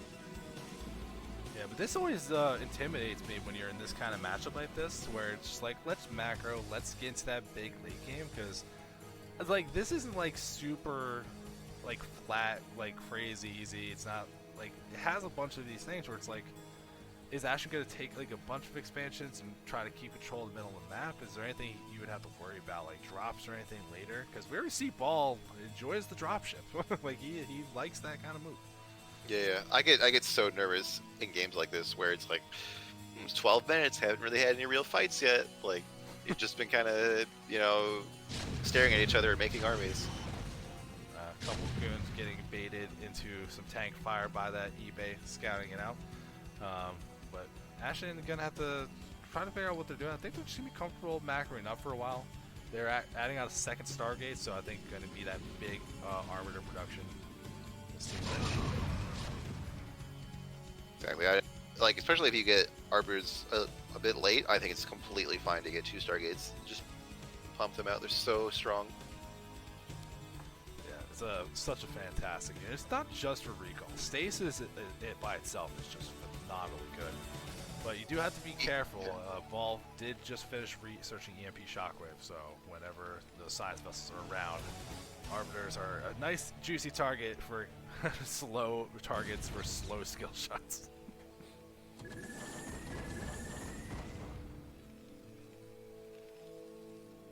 Look at this. I love these like cross map transfers that we're seeing every single game. It's just yeah. It's so fun. I try to be like, okay, some guys from the first go to the natural, some probes from the natural go to the third, some probes from the third go to the fourth. But like in the middle of a busy game, I can't really blame someone for being, oh, forget it. Just first go to the fourth, and take a long trip.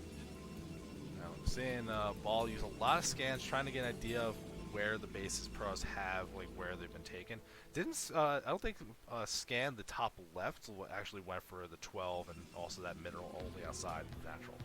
So maybe not fully aware, but you gotta figure it like at this point, pros can't just be on 3 base. Like they got something else.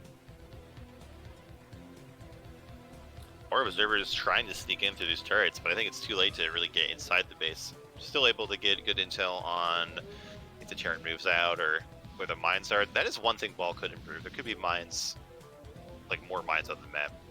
Well, he hasn't really tried to move out with vultures at all to begin with, so the mines could have been there. There was some early on that weren't very far out that got cleared. Just Ball never really had the opportunity.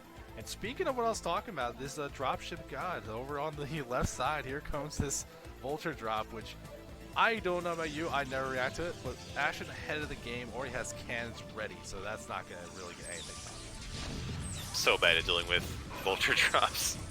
I get tilted every time. 2 cannons are pretty well placed though. Yeah, you can see not even looking to attempt it. A lot of damage here, has to be careful, because if you go into the 12, there's cannons there. Which this one only has the one, more reliant on the pylon wall. But there's plenty of units here, and you're going to see, can this Arbiter get something done? Big stasis, that hits a lot of that core units, and this is an opportunity for Ash to push up that hill and get an attack. Yeah, here we go. Totally surround that clumpy unit. That's a lot of value for Terran lost. And the rest of Ball's tanks are just stuck in the main and out to the natural. I think all these units are going to go down basically for free. Yeah, it's a big Very on nice. the army front, but that drop did get through and stopping the mining on that 12 and 5 days scoring. But I'll take that. I'm going to take that for this win, killing all these things. And then when that stasis, I think that was a good over. trade. Oh, Goon's getting in front of the Zealots here. I know that pain. Here we go. Zealots finally get through here. Getting up on these tanks. I don't know if it's enough to kill Terran, but it's definitely going to reset this tank count pretty hard. This obnoxious tank placement on that right side where they're all spaced out, this is doing so much work for Ball to slow all this down. So I think this attack could have done a lot more, but those tanks alone, like we're looking at each of them, they each got a couple kills, did so much damage. The stasis wore off, but like, where's Ashen's army? It got wiped out. Oh no, those units survived because he went for the natural. Wow, it's ironic.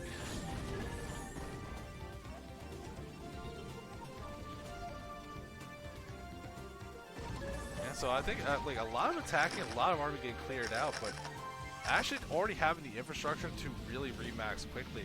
He just shot up from 120 to 150 food, so big. These are the trades that Protoss wants to make. You know, just trade army for army over and over again. The Protoss could use more gateways, but this is still a decent amount. You know, making sure to get use out of all of them. Got 2 Stargates, making Arbiters. So this is so far, I'd say, a pretty comfortable game for Protoss. We do have this Terran 4th going up in the bottom left. Definitely don't want to let that go unopposed. Looks like I might be setting up for a recall here. And there's not that many turrets in the Terran base to stop this. We don't see any mines in the main either. So if a recall gets off, it could be pretty brutal. And looking like they're swinging back over to the side. Not really sure what he wants to do with this. A lot of big conversions on the army again from all the production. So Ashen might be looking to take control of this area. I think the big thing all needs to do is get that base in the bottom left ready. Big EMP, but the stasis goes off before it hits, so it does not matter, fortunately. So this army gonna get cleared up again from Ashen. Let's see if they overcommit to that attack again, though. Oh, there's even less defense left in the Terran Natural, though, so there might actually be a chance for these Zealots to run in. Looks like this time Ashen is going to be a little bit... Oh, never mind. Right when I say that, a new wave of Zealot shows up. Yeah, stasis lasts a long time. He's waiting out to kill these 2 tanks, but I feel like you're missing an opportunity to take your army and get something done. Ashen currently maxed the Ball's 100 feud. Big advantage, but he's got to actually act on it before Ball can get something done. Exactly. Can't really blame him for being careful after he lost his whole army last time, but I think this time it would be correct to run in there. Handful of Zealots clearing out these mines, and maybe he'll see that there's only like 1 or 2 tanks up in range. I mean, you should be able to tell just from what, like, as the fire is getting hit and like what it's doing. But this is like one of those great things that if you had an Arbiter ready with the stasis, you stasis those high ground tanks, and then it makes that attack feel a lot more comfortable knowing exactly what's going to be able to hit you. Definitely. Or even just recall right on top of those tanks. An observer coming down to that bottom left sees that this base is started with no defense, so hopefully Ashen takes the time to go and kill that. And it looks like they're just sending a couple goons. Yeah, 4 goons head down the left side of the map. Very nice. Not gonna have anything Terran nearby to defend that 4th. And it looks like we're finally getting another Nexus down for Ashen, taking the natural for that 2nd main. He took control from the top left. And these goons coming down, that should be enough. And I think Ball really needed this base so badly. Not even just for the income, but if you look at his main base, with the organization, there's just not room to add more factories right now. Yeah. All this money and no real way to spend it. Yeah, that is one of the big headaches for Terran. how to place all your buildings. So you Yeah, take up a lot of space with all these add-ons and big depots and other things, and tanks are big dumb fat units that have trouble getting out of tight bases. Yeah, unfortunately, that CC from the bottom left base did not manage to fly away and escape. The goon's strong enough to take care of it. Actually, get a check on these upgrades. Lots of scans going down for Ball. Wants to see this position he's in. Neither player at max for weapons upgrades. Both of them currently in the process, so they'll be strong in a little tiny bit. Still, like Ashen's spot looking so comfortable setting up that fifth base and just having so. There much was just an EMP on an Arbiter, so that's a good pick for Ball there. Yeah, definitely. Hard to keep track of where all the arbiters are. Oh yeah, I just happened to catch it. Yeah, so I'm curious what the plan's gonna be from Ashen, because when you're maxed out, it's like if you don't want to attack and suicide and force a trade, that seems like it's good. But I think in this spot, like, shouldn't Ashen be taking more bases, like securing that next thing? He's not really doing that either, though. Yeah, I think they should be recalling and taking bases. Yeah, like you don't have to run in and attack the natural. Like I think at some point they could have. But if you want to play it safe, look for recalls like at the third, and just keep taking bases until Terran forces you to stop. I'm seeing Terran trying to move out a little bit with some of these vultures, trying to get some mines down and regain some of the control. Ashen had this big supply lead, but the inactivity here has given Ball a chance to get closer to max, and that's a much harder fight than when you're up 100 supply.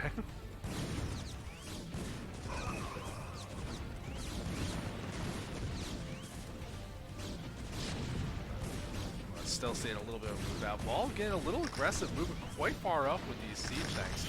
And now that's kind of giving like this giant opening right outside this choke. Ashen getting a big concave where he can get some damage done.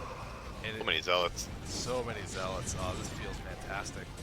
And that Ashen really kind of forcing a good trade. And finally going to be able to start spending that bank he's got.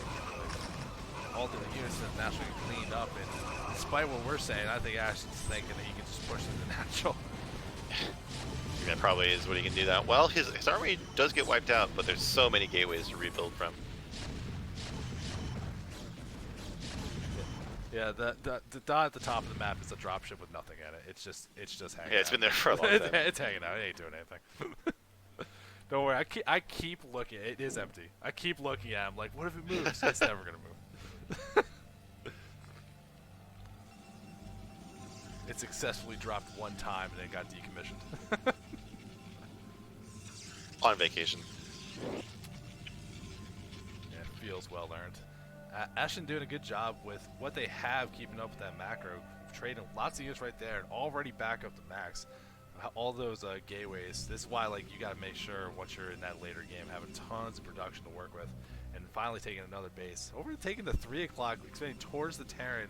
Unique choice you don't usually see very often, but I think at this point it doesn't really matter so much, especially since he's so hard up on keeping control outside of this natural. He is protecting it in his own way. I think just about any base on the map would be a safe base for Ashen right now.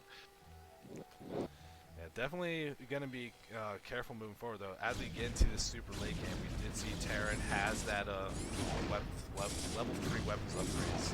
They got all the infrastructure they need for all the units to really get some good punch. And you can have this giant bank, you can have max Protoss army, but if you walk into a bad engagement of siege tanks, it does not matter. That's very true. Like this is a big army. A maxed out army of 3/3 Terran mech is always dangerous, no matter what else is going on in the game. Ooh, another big EMP, but not fast enough. Stasis does get off on these, what, 6 tanks, 5 tanks? 5 tanks. Every time he's getting very good stasis, hitting like 5, 6 units every single time. This might be the end of this army here.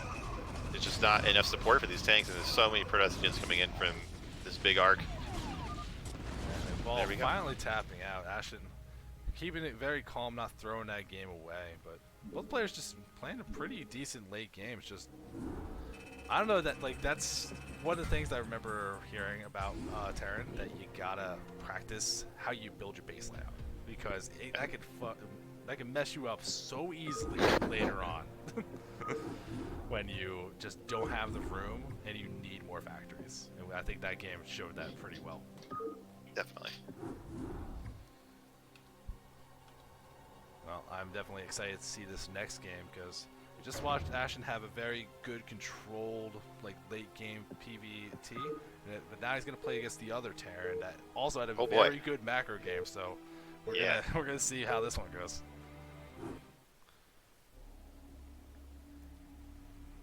In the top right, we got me Ashen in the pink, purple, magenta. I wish I just knew what color it was. I'm not sure. I think it's pink.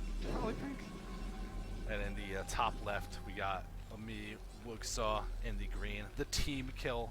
Exactly, we have team kill. Is that the magenta? Because I thought like the magenta was like brighter. But maybe it's just because I'm used to seeing it in Carbot. So I'm just like, I can't tell what the colors are in these crappy realistic graphics. I'm excited to see these two play because it seems like they both have a good handle on what they want to do for a big macro game, and this is the map to get it done. And I'm curious to see because like if we got the game we just had, except that like Terran secures another base or has a bit of a better like base layout, and we gotta force Ashen to make more proactive moves, I'll be very intrigued to see if he actually execute it.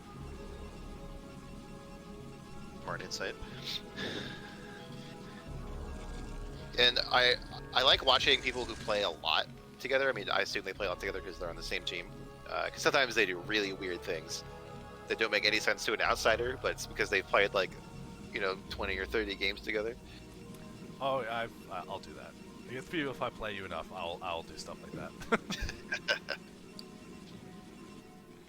My favorite classic that I go for is I do in like this matchup, I'll do one proxy gate for pressure.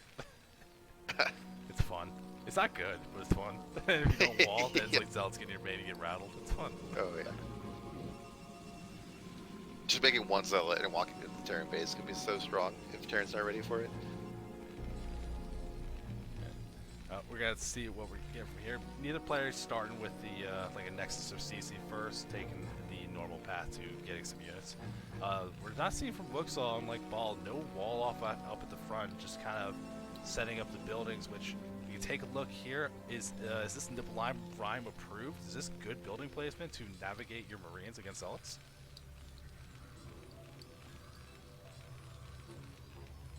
Looks like it's not. Depot above fits like a glove, so the Marines cannot get through there. Alright, so then the Marines will not be able to get through there. That is unfortunate. We'll have to see if we're getting that early Zealot. We're not really seeing that from Ashen. Doesn't seem like that's his style to, just be a little bit of a jerk, throw out that early Zealot, just hope for the best. Yeah, I think we're gonna see a goon here. So what do you think about not probe scouting in this matchup and just scouting with your first goon? I don't mind it at all, but I also tend to go more 2 gates where I'll have more units. I usually I'll make a Zealot, so I'll scout with the Zealot. That feels way better. Huh. I'm actually very surprised though. We saw Ashen started the Dragoon Rage upgrade before he started a Dragoon. That's not I've heard of that before. I think it ends up with like one ranged goon faster than starting with the goon. But I like to scout with the first goon, and I just get that goon as soon as the gateway ends. Well, or as soon as the core finishes. Well, the reason I get scared of that is, like, we see the build from Ashen that he's doing the same thing he did before. It looks like he's going to be 1 gate, make some goons, early expansion, see the probes already down there taking care of it. And I feel like if you very lately scout, and like there's already a wall, or you have no idea about like, did they take guys off gas? Are they trying to get that expansion? It's hard to hold like 2 factory or these kind of really aggressive pushes if you kind of don't know they're coming. It's true. That's why I like 2 gate, man. 2 gate, take a double expand, way more fun. Goons are cool. Like, oh man, this probe just walking by everything, doesn't care, gets right in the base, gonna see absolutely everything. Pretty good scout. I think Ashen just has magic probes that somehow do this. Yeah, I think we saw that last game too. Yeah. But yeah, it looks like a siege expand to my tiny Protoss Marine, and that is like probably my favorite build to be against because it's the Terran just being super safe, not aggressive at all. It means I have so much breathing room to do what I want back at home. Actually, you gotta be a little careful, but you can see the range just finishing, so being able to get the pressure on that bunker, I guess this is the yield of starting that range so quickly. But he actually never killed the SCV scout in his base. That's a little unfortunate that they're not gonna be able to see any of that. But Siege does look like it's on the way. Siege expand, good call from you. And the tank's gonna be able to drive us off. Even before Siege, I don't think they're gonna care. It's only very brave. I think these 2 goons can kill this tank, honestly. Maybe not with the repair. Not with yeah, repair. okay. No. Alright, Terran's busted. Never mind.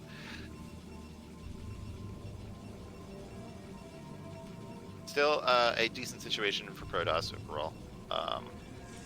Well, Ashen is behind on probes. Doesn't feel too good. Yeah, I mean, this feels very similar to the game we just saw from him, though. He's like the same kind of early factory count, all this kind of stuff, and then it's like I'm expecting to take a quick 3rd Nexus sometime soon. Especially since you were saying, like, you saw Siege expand, you know you're not going to be getting blown up with some crazy push. Yeah, like just one factory only making tanks, you're safe. You can get a 3rd base really fast. Yeah, here we go. We do see a probe headed out here. Looks like it's going to get its 3rd base around like 6 minutes, which is very early, but he can absolutely pull it off this game. Look at that Ursidon gets out of the way. Rip. Killed it with a probe, you monster. Well, I'm curious to see like what are we gonna see from Wuxaw, because like, we're getting that armory up pretty quickly, not adding a lot of factories. The Observer's gonna get in here before there's really turrets or anything to stop him. So, like, are we gonna see like a big mid-game factory push? We're seeing like a +2, +1. We're gonna have to wait a little bit and try to get an idea of what Wuxaw. I think we're gonna see like a 2-1 push, or even like I think just a 2-1 push, because like a 3rd base, do want more factories really. I think this is Wuxaw saying, okay, I feel really good about my late game. I'm gonna play safe. I'm gonna get my upgrades. I'm just gonna make a lot of units eventually, and they're gonna be really powerful. Yeah, definitely a good approach for a preseason in particular, which is like, let's just play the games, and I'm just not gonna lose early, and like we could see what happens after that. Because especially the way he played macro in the game before, I would believe him to feel very comfortable. It's just like, let's just play the long game. It feels good. Yeah, it's definitely a very solid way to play. It's not the way I play because I gamble constantly, but especially like in CPL, it's a very safe, reasonable way to play. Like, sacrifice your early game a little bit and just build towards a strong like mid to late game. Now, this Observer seeing this fast command center, if you can get some goons in that position to stop that from going across and getting that, you already see Ashen getting in position to slow that down. That's always going to feel very good. Yeah, I think if you want to get a 3rd base, I think you need at least 3 factories. It's very hard to like claim the high ground to get a 3rd base. If the Protoss contest it with just like 1 or 2 factories, you can delay the 3rd base by like minutes, which adds up to so much lost mining time. It looks like Ashen isn't committing too hard. We're going up to 4 gateways, but there are a good chunk of the goons left at home defending. So maybe this 3rd base will be able to go up. We have 2 more factors going up. So the Terran is starting to come online here. Yeah, I mean the starport timing, and I'm keeping an eye out for that science facility, see if it is going to just be continuous to try and get that +2 as fast as possible for the weapons upgrades. You gotta just keep an eye out and see if that's going to happen. Unfortunately for Ashen, hopefully it doesn't bite him. He's not mining gas from his natural. He built the assimilator, but he's not mining from it. So if you're planning to go arbiters like you did last game, and you find out you're missing a base of gas, that's going to put you in a lot of trouble.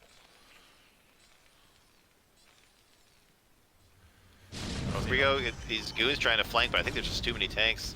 Well, a couple of them have gone down. All right, goon's pretty strong, but I think, is he overstaying his welcome? I don't know. I think so. Wuxaw very good about pulling back some of them, so that way you can take the fight a decent amount. I mean, it's not a bad trade. Whenever you can trade goons for tanks, like, you know you have more gateways than they have factories. Yeah, I think this is still okay. I do think that this 3rd base is going to get up eventually, but the tank trades are decent. We're seeing that second armory on the way, science facility too, and everything seems very lined up with when these upgrades are finished. Wuxaw not really having too much idle time on those upgrades, so feeling like they are going to go for that +2, +1 kind of push, and we'll see if Ashen's ready for it. Very, very solid build here from Wuxaw. Really knows all the timings and how to make use of what he has.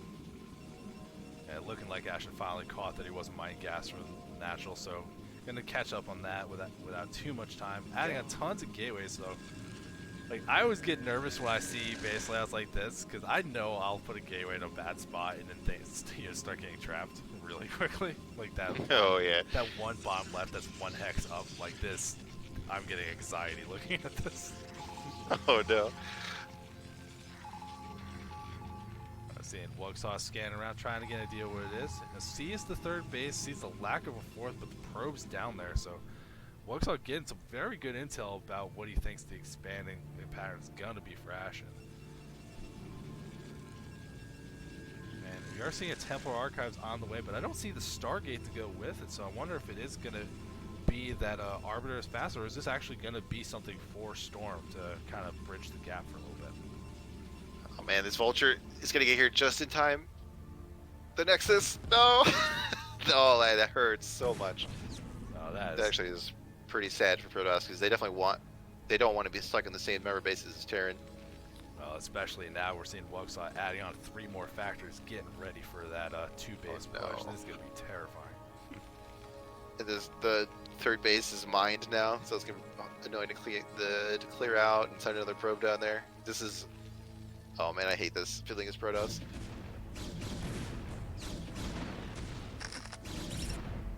Oh, Ashton with that good micro to stop these. He doesn't even want to wait. As I complimented him. I'm sorry. I focused on the wrong thing, Ashton. That's my bad. I didn't mean it to blow you up like that. We do have the 4th command center started from Wuxaw, so that is going to get extra scary for Protoss. Being behind in bases. Like, Protoss should be taking 2 bases at once here, I think. Where did he start? Oh, he started there. He's going to go for the 12. Yeah, it is natural. Oh, that's interesting. Yeah, I mean, it's going to be a really annoying position for Protoss, too. Like, just that small ramp. It's going to be easy for Terran to defend that.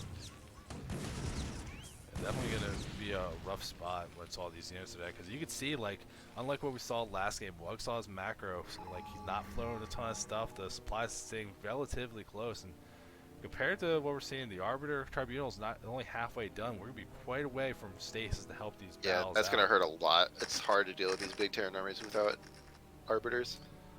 Yeah, I mean, well, Ashton has had this observer in that base the entire time. He should know what's going on, but I think this might just be very difficult to defend. Like, you're going to have to buy some time, but you already see Wuxaw bleeding out onto the map. Ashton not just camping outside the natural like we saw last game. Yeah, you don't want to let Terran take ground for free. You know, you want to pick off free units, deny the mines. Get so much value out of doing that.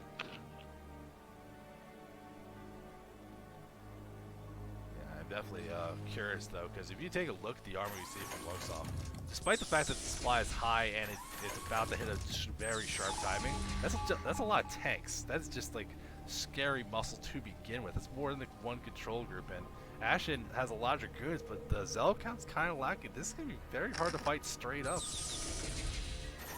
Well, but these tanks are right on mines. I don't know if we'll see it, but like if there was a shuttle with Zealot bombs, you could kill like half these tanks. Alright, here we go. Zealots trying to get in there, but getting caught behind the goons. They're getting chewed up before they can really get on the tanks, so not that many tanks are going down. Looks like Ashen is wisely going to pull back before too many goons start dying. So it's not over yet, but that was a good exchange for the Terran player, I'd say. Yeah, lost the Vultures, but didn't lose too many of the tanks. The Vultures are going to be very easy to replenish. I'm actually seeing that in the reductions. Wuxaw really going on Vultures, knows how to continue the push.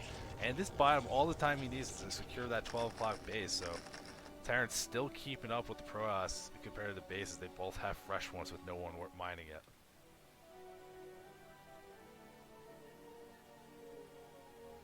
If this 4th base gets up, it's going to be so hard to get rid of. Yeah, these depot walls are going to go up.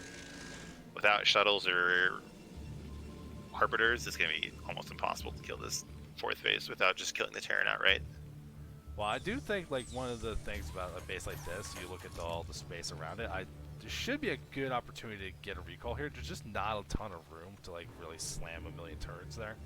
If you want to, like, There's a lot of airspace exposed around it. yeah. So I think recall could be an option later. And we've seen Ashen getting that little bit of that transfer down to the bottom.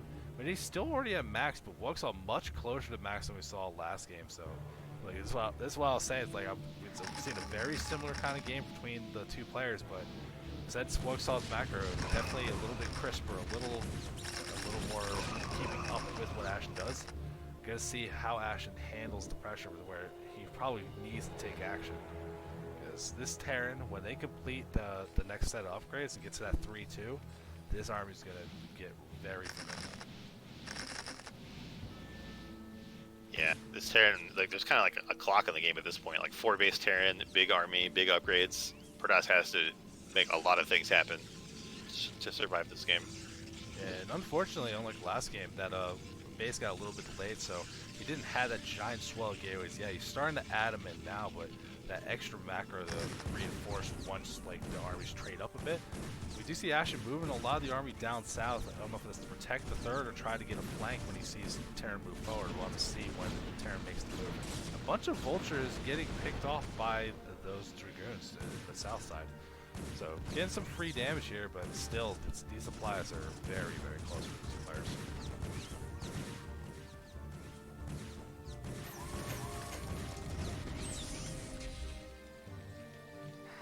So I think we're just have to wait and see how this big fight goes. So here we go. We do have the tanks unsieging, going up that high ground uncontested. Protoss trying to come in for a different angle and see how these mines work out. Looks like there was a small stasis on tanks in the back. It looks A like couple of decent mines. I think the Protoss army was like coming in like too piecemeal. It should have been spread out for different angles. So it looks like Terran's going to take this fight. Is Ashen going to have enough time to rebuild his army before the Terran makes it to the Protoss base? Not sure. Not sure he will. It doesn't feel like it. It feels like Ashen's actually in a lot of trouble right here, because even like you have not a big Arbiter count, and EMP just got finished for the Science Vessel, which has plenty of energy. So whenever an Arbiter's coming, it's like, oh, this could make the difference. That EMP is going to be coming. And I got a feeling it might be a little bit faster than what we saw last time, so the stasis might not get off in time. Lots of Zealots getting added on from Ashen. Arbiter's clumped. Just trying to bolster this. This is such a hard spot to be in. At least Ashen has control of that high ground area, but Wuxall, with this very strong army, is not really intimidated to try and push up. He's not playing it. He's not playing it recklessly, but he's not scared of what Ashen's offering right now. It's a good way. He's very solid in this approach. He's not YOLOing it, and he's not just staying in his base. He's slowly but surely getting closer and closer to destroying these 2 bases here in the top right for Protoss. Yeah, but now we're at that point. Terran finished the upgrades 3-2. These very strong units are going to be hard to deal with. And Protoss doesn't have that next upgrade, so they're stuck on 2-0. It looks like it's going to be that way for quite a while. We're seeing Action trying to get a couple Zealots sneaking around, see if they can get something done. That might work, but Wuxall pushing forward, takes control of that next high ground pod, and Ashen losing a bunch of dragoons here, I think running out of options quickly. There's not much ground left to give up here to buy time. No. Oh, these pros. Oh, no. Oh, no. Or is that the perfect distraction? Ashen going in. Great stasis is taking out half the tanks from this battle. Getting on top of these tanks. This is his big chance. Where are the goons, though? All the goons dead, I guess? Yeah, what goons? Yeah, he's been replenishing with Zealots. He has not been making goons. Oh, no. So, a decent engage there from Ashen, but I don't think it's enough.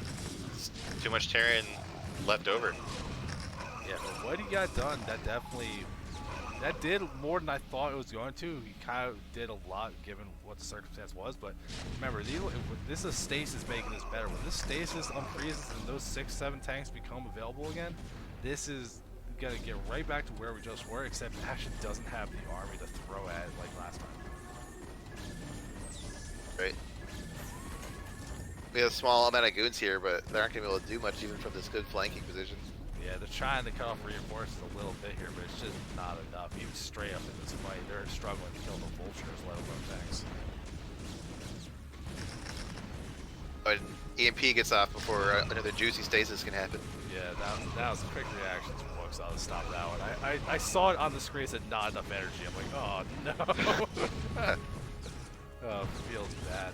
Ashen trying to throw in the army and just slow this down a little bit, but at the same time not consolidating the units, so everything's just kind of getting thrown away, and the supply gap between the two players just keeps getting bigger and bigger. And Wuxall finally moving to that next step, right outside the natural, and laying some mines moving forward. I don't know how much I like that, the mines and moving the tanks forward. I'm not sure if that's what you want to be doing, but other than that, There's some potential for a highlight reel there, but I think Wuxall is at the very least going to kill the main and the natural here, and I don't really think Ashen has the 8 bases you need for a refugee Protoss strategy to work. I mean, just this situation in general, Wuxall, even if he doesn't have to go up and kill everything, the fact that he's going to stop all that production because it has to come into a tank deficit. Like, that's just going to be so hard to deal with as is. You actually already see the backup plan, these important tech structures, the Stargate, the Templar Archives, everything's being made because he's expecting to lose the main right now.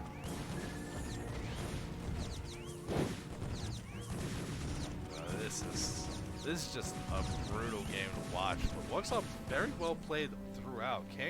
Can't say anything about his play, like how he's handled all this. Just this is like a brutal chokehold that you don't wish on anybody. But yeah. Wuxall again showing a very solid game plan all game long. Oh, there's a vulture with 10 kills in the main. I don't know if he actually killed those probes in there or if they were already transferred out. Oh jeez. I wouldn't be surprised, but taking a look at what Ashen's got base-wise, like that 3 o'clock base is pretty much empty. He's just kind of got that lower left or the lower right corner at this point, and he's trying to sneak like a crazy mineral only. So you can see Ashen feeling the pressure, and Wuxall finally gonna start moving up into the main, killing off some of these production buildings.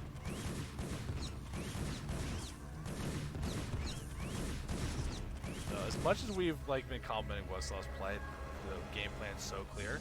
The one thing I would have to say, if these attacks didn't work out, they did peter out, he did not take more bases. He got the 4 and then he said, I'm good, and stopped. So I feel like Terran can set up these bases for a long time. Especially they can just take this mineral only that they just cleared out, stuff like that. I don't feel too bad about his bases. Yeah, well, it's just like the natural has a bunch of SCVs idle. It could just be more stuff. Oh, that's true. He is basically down to 1 mining base. The mineral only, the mineral only just finished. So that is true. He does think they at least 1 more base. Get some good production out of that bottom right base. Big force kind of moving out. But I think he's willing to trade some of the stuff in his main, lose that production, try to get something done. But he moved over to this 9 o'clock area. I don't know where he's planning to go from there. Taking out that mineral only is not really going to be valuable because there's nothing there anymore. Yeah, the base just mined out already. And now he's kind of walking through a spot where it's tanks are up from the top, and you see big EMP and he does sandwich a big amount of tanks here.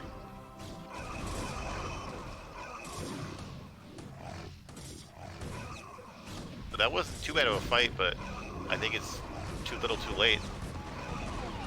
Yeah, definitely not that bad, but if you look at the Buddy Ashen, already kind of on fumes, can't even keep production out of his gateways that well. Wuxall still sitting on quite the bank. It's to do whatever he wants, just to factor enough to replace all these units as the fights are getting traded.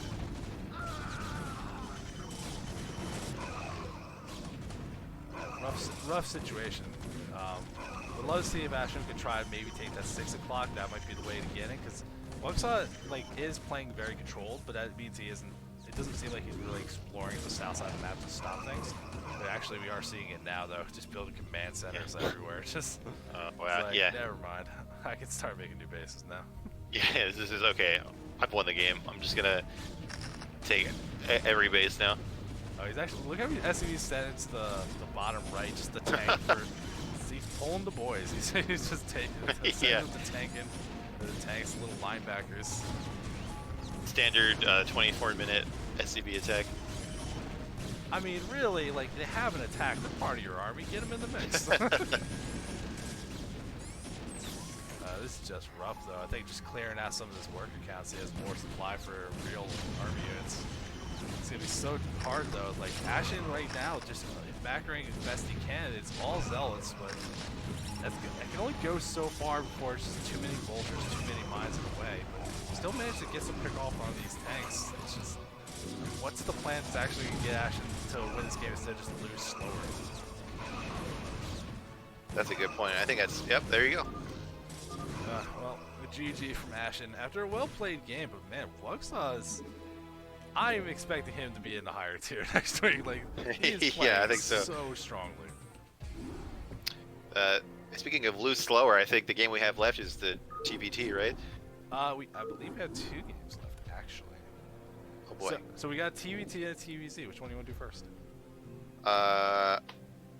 Let's do. You jump into cold water, rip the band-aid off. Just. All right, yeah, let's do it. Let's do it. Do the TBT. All right, we're doing the TBT, everyone. It's the matchup's better. It's better. Like, okay, stop making jokes. It's not terrible. It's not that bad.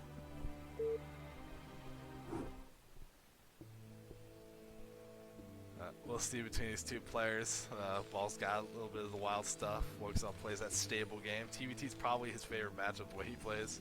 In the top right, you got the Korean Terran. That's going to be Wuxia. The guy's playing such good macro games. Curious to see how he handles this matchup. And in the bottom left, we got Ash Ball, the white Terran. Off racing, so, like, if you're off racing, you're learning Terran. Do you really want to learn TBT? I hope he like goes like Vulture all in or some wild nonsense.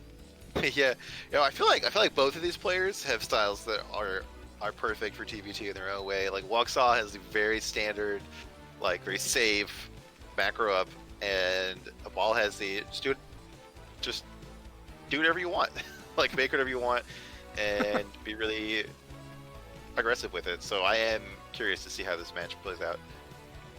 Yeah, definitely going to be an interesting one. TBT, it's very positional, but there are varied, like, you can have builds that do, like, open up opportunities, whether you're going, like, drop shifts, maybe you go rates. You can use a lot of vultures to help get you some map control. But when you see a map like Polypoid and they start cross-mons, I'm not hoping for them to split the map and just to have the gentleman's agreement, let's get tanks, but yeah. I wouldn't be surprised. All right, let's see it. Let's see the 2-hour battle cruiser game. Split map. Don't wish this on me, man. don't you dare. We're here forever. No, I don't know if you knew, like, last season, we did, like, match of the week. We're doing, like, the sets. So it's, like, average night is, like, 3, maybe 4 hours, depending on, like, how many macro games and all that kind of stuff. And there was one that was almost 7. It had a couple TBTs, but wow. Every game was, like, 35, 40 minutes. I remember we started at my normal time, finished after midnight. I'm like, I got work tomorrow. What the? Yeah, that's like a full work day of casting CPL. It was rough. It was brutal. So don't wish me a 2-hour TBT. Don't wish that on me. But would it be worth it, like for the BCs and the nukes? Like, come on, just one time. One time. No, you can go to Artosis's freaking YouTube. He's got those like extreme late game. You watch it on his thing. I'm not. No, not here.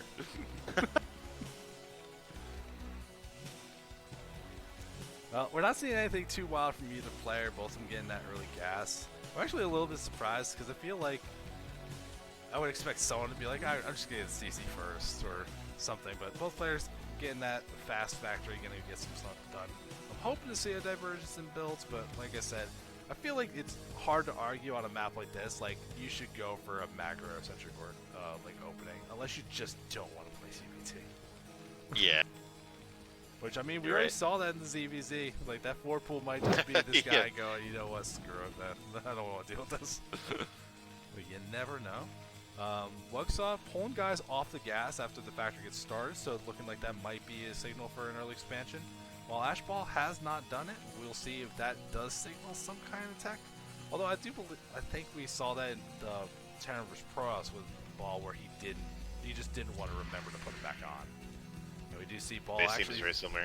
Yeah, Ball starting the command centers like basically the same time. So. Yeah, Ball is starting at command center first, in spite of having those guys winning guess. So I'm kind of curious to see how this works out, because I remember from last season, like every TBT I watched, one of the players tried to go 2-fact on one base, and it always failed. It was like it never succeeded. So finally, going to see a TBT where both players CC first. Well. Oh, Ball getting some damage here, delaying the build time of the command center just a little bit. So small, but it'll add up. That's very cool. I'm hoping that my habit from when I casted TBT last season, I was a magnet for one person going raids, which is cool. So like, Hell if yeah. one of these guys wants to go raids, and I already see a star port from Ball, I could trust him to do some fun stuff. And we're seeing factories from Wugsaw, so we do have that build variance. We're going to see what the opening is. And, ooh, this Vulture getting in, slowing down the CC even more from Wugsaw. Showing the value of that first Vulture, but a tank pulling out of time, going to repel this, but still slowing down that CC pretty significantly. Yeah, they were started almost the same time, and now Wugsaw still has like 400 health left, and Balls is finished. So very nice play there from Ball. Getting a lot of value out of those early units. Yeah, absolutely. Oh, and we got a Wraith coming from Ball. Your prayers have been answered. Yeah, Ball's my kind of player. He gets it. He's gonna do interesting stuff.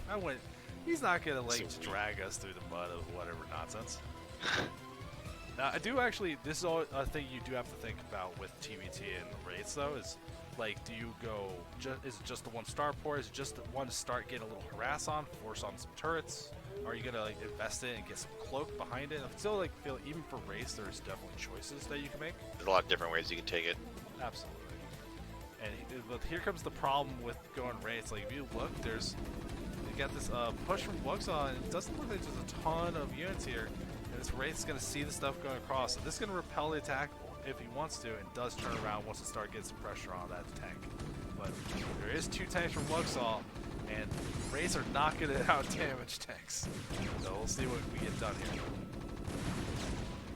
Yeah, it's very brave with these tanks, but there's just not enough here from Ball to hold it off. It's like, look at this. This dude's 7 damage a shot He against just completely ignored the Wraith. health. It's like, what is it, 22 shots for a Wraith to kill a tank? Yeah.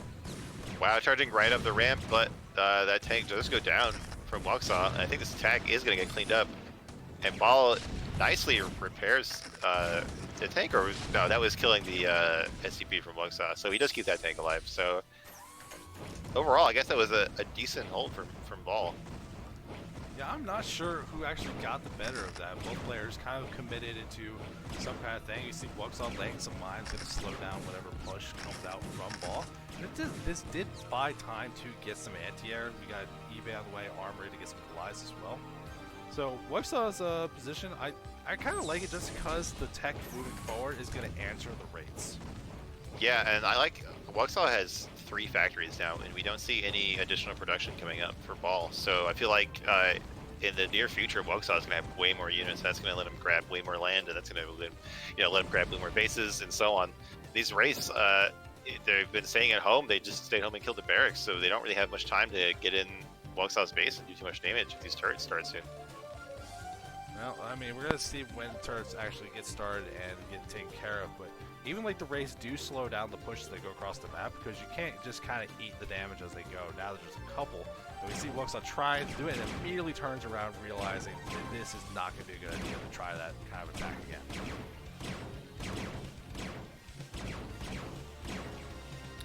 We're actually seeing a little loss because the barracks from Wugsaw went down earlier, so I had to remake another one before you can add on more factories.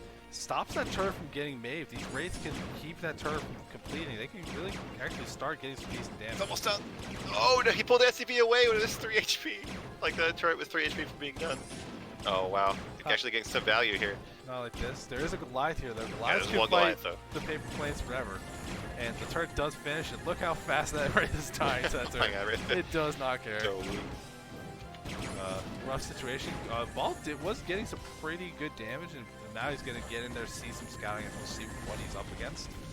But all this like attention to these rates, it does tax your APM. You can see like back at home, balls and minerals already floating over 1,000. So it feels like maybe putting all the effort into working with these rates is kind of slowing down the parts of the build that you really need to focus on. Yeah, I think you're right. We do see Ball. It looks like he's going out for a cheeky third. It's pretty brave considering he saw 3 factories. He didn't have the units to defend it, but maybe he thinks he'll just get away with it and he has the money anyway. And we do have a decent size group of units coming out of here from Wugsaw. But okay, there's plenty of siege tanks here.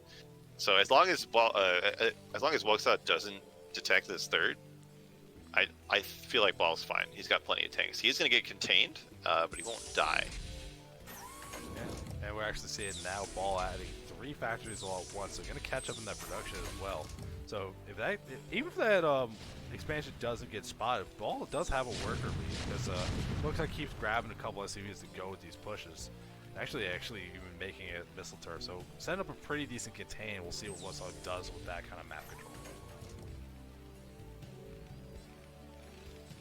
Yeah, map control is very, very important in this matchup. So Ball better have some kind of plan to break out of this eventually. We do have more factories going down. We're seeing that first weapon upgrade on the way for Wugsaw, so he's well on the way to get that critical breakpoint upgrade at the +2 weapons, where tanks start killing tanks 2 shots, not 3. Such a big difference. It's massive. Wugsaw also has a starport on the way, so that might be for science facility, but that could easily be stuff like it could be Wraith, it could be science vessels for things, that could be lots of different options, but we are seeing that science facility that way. I'm thinking it's just to keep the upgrades rolling, but it will have use of that. Yeah, I bet with this control tower we'll have drops. Yeah. I mean, it could be a number of things, but no, I love dropship in this kind of matchup, but you do gotta be careful when your opponent shows they're going rates. Drops get very scary. That you gotta be like really aware where the army is before you kind of just fly over a bridge and hope it's gonna be fine. It is only like one port Wraith, though. It's not like too many Wraiths, so I think it's probably okay to go drop. Yeah, seems good. Dropship on the way, so we're gonna see what gets done with that. Other than that, just making some stuff out of the factories. We do see the SCV over at that 3 o'clock base, looking like what's about to start that 3rd command center, and there it is going there. A very valuable base that's gonna get some done, but we're seeing Ball with a dropship of his own. A couple vultures moving on in the mix. We'll see if Wugsaw is like, oh, that was a great idea. Actually, oh, Ball's dropping at Wugsaw's base right now. He's got 3 vultures in there, and there's like almost nothing here to defend, so we might get a decent amount of kills here. Yeah, land some mines over by the gas. It's interesting. I'm not sure how effective that's actually going to be, but getting in here, going to be able to get some SCV kills. You can see like Ball, like that 3rd base that Ball took sneaky, didn't really get scouted, got some more damage, and look at the worker lead. Ball's built up with these little tiny moves. That's significant worker lead there. You know, is Ball setting an SCV up to the top to expand again from the 3rd base? This is wild. This is not what I expect from a TBT. Oh, that barracks might have seen it. I'm not sure. I'm not sure either. But this barracks is probably still going to fly to that 3rd. So eventually he'll see this. And oh, there just aren't that many SCVs at the 3rd. Looks like he's just getting gas out of it. I mean, he's got plenty of minerals, so I think the gas is much more important. You can get more SCVs in there, but starting with the gas definitely seems much more critical. I do want to see like Ball add some more things. Cause like he's got some factories, but it's not a ton. He's not really using that starport anymore. And you can see like the money keeps skyrocketing up. Like it feels like it doesn't matter what he builds. So, like you just start building more things, it feels so much better for him right now. Correct. Guys, we do have the 3rd base from Wugsaw getting online. Gonna catch up in workers. Yeah, also it seems like Wugsaw continuing the chain to get his attack upgrades. He's even Ball just starting his +1 while Wugsaw's just starting the +2. So way ahead here. And we're seeing the Wugsaw making a dropship of his own to see if they can pry open Ball maybe. There's some potential there. Yeah, Wugsaw just continues to be real solid in those fundamentals, like getting the upgrades, you know, macroing out of his buildings. He's got very good steady positioning what? with his armies. Look, Oh, here we go. Looks it's like, what the hell is this? It just rolls up. It's gonna obliterate these SUVs, stop the mining here. It was good while it lasted. Got plenty of gas from that. Like 16's already mined, or 600's already mined from the geyser, I think. So definitely got a decent value. And it's like, all you gotta do is lift it up. It ain't gonna get killed anytime soon. We're seeing the vultures moving out. Looks like Wokestop's on the patrol for sneaky bases. Wants to make sure Ball's only on 2. Yeah, he's like, oh, you're that kind of guy. Okay, now go check the map. Yeah, there they go. They're gonna find that upper left base too. Wokestop not thrilled about this development. No. Well, I mean, honestly, it's like the perfect time to catch a hidden base. Like, there's no workers have gotten there yet. No mining has started, so really it's just the investment in 400 minerals without any payoff yet. Yo, look at this. This one vulture down at the 6 o'clock is like scouting for bases. It sees dropships unloading tanks. Like he sees the flank that's about to happen to him. Oh, this is That's so really nice. Oh no, it's just out of vision. He doesn't see it at all. Oh no, Oh, wow. it's just out of vision. Wow. But I do love the diligence when you see this from players. It's like they think they're in control, and he sent.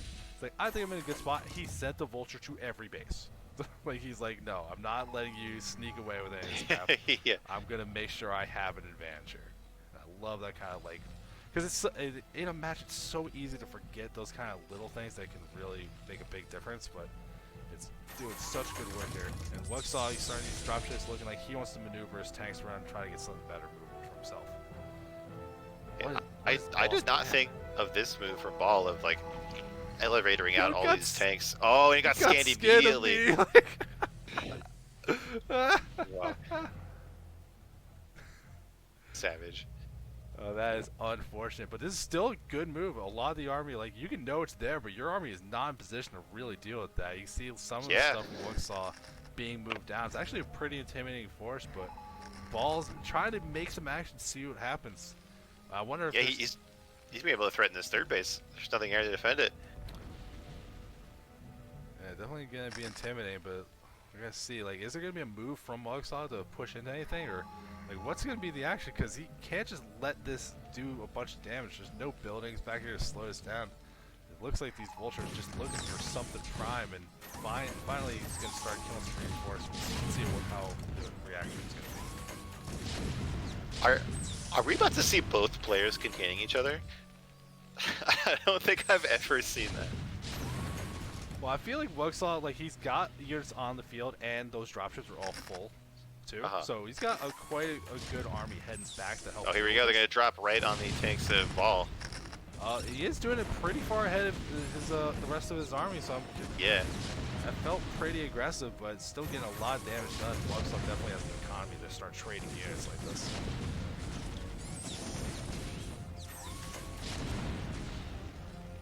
Looks like Wuxaw well cleaning it up.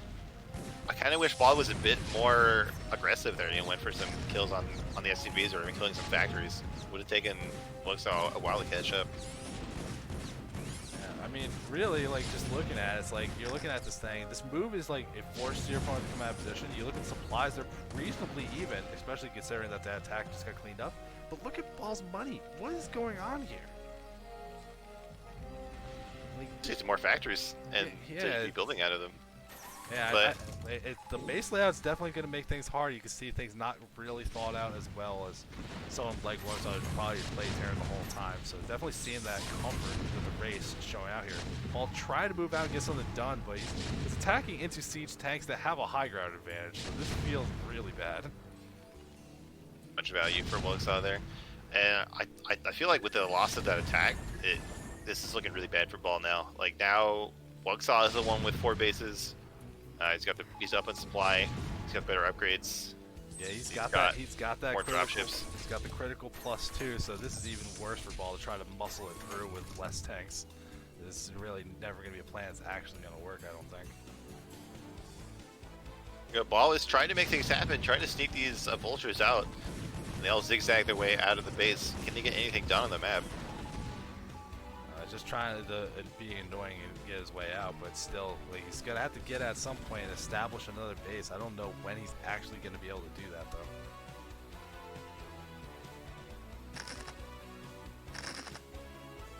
See, I don't like mining in putting mines in the middle of the map like this. I don't. It's not like a high traffic area.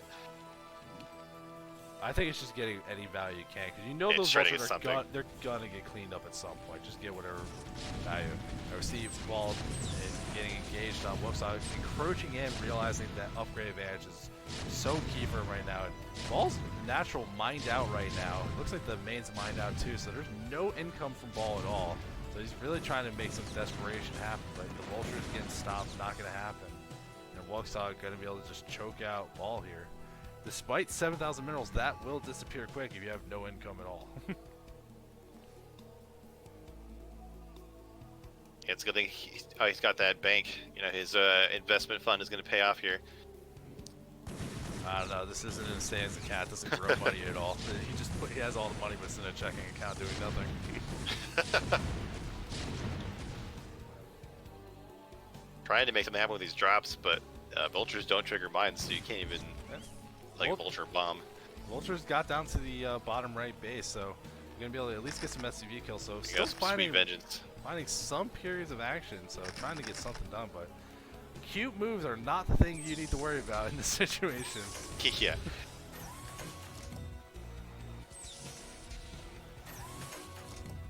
I think he's gonna be able to shut down this base, or at least kill all the SCVs.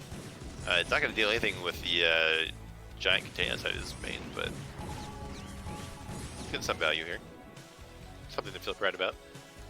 Yeah, definitely just a rough situation, because even like looking at how this game's gone, like Wugsaw trying to set up that fourth base, but look at the way he's spending the money. You're getting this, like the spot where you got this great contain, the macro is just working out better. Everything's just turning up Wugsaw. I feel like when you're in a spot like this, maybe you do a Q move that's not like a vulture run by, but maybe like a doom drop, like some real hard commit, like, you know what, screw it, like coin flip right now. All in on something. Yeah, because this doesn't get better. Like, you waiting around doesn't make this better. So I think you gotta just pull the trigger and try something with Rasmus. You even see back at home, Wugsaw has this giant rally of units. They're not even at the battle, but even just the stuff at the front there is intimidating enough.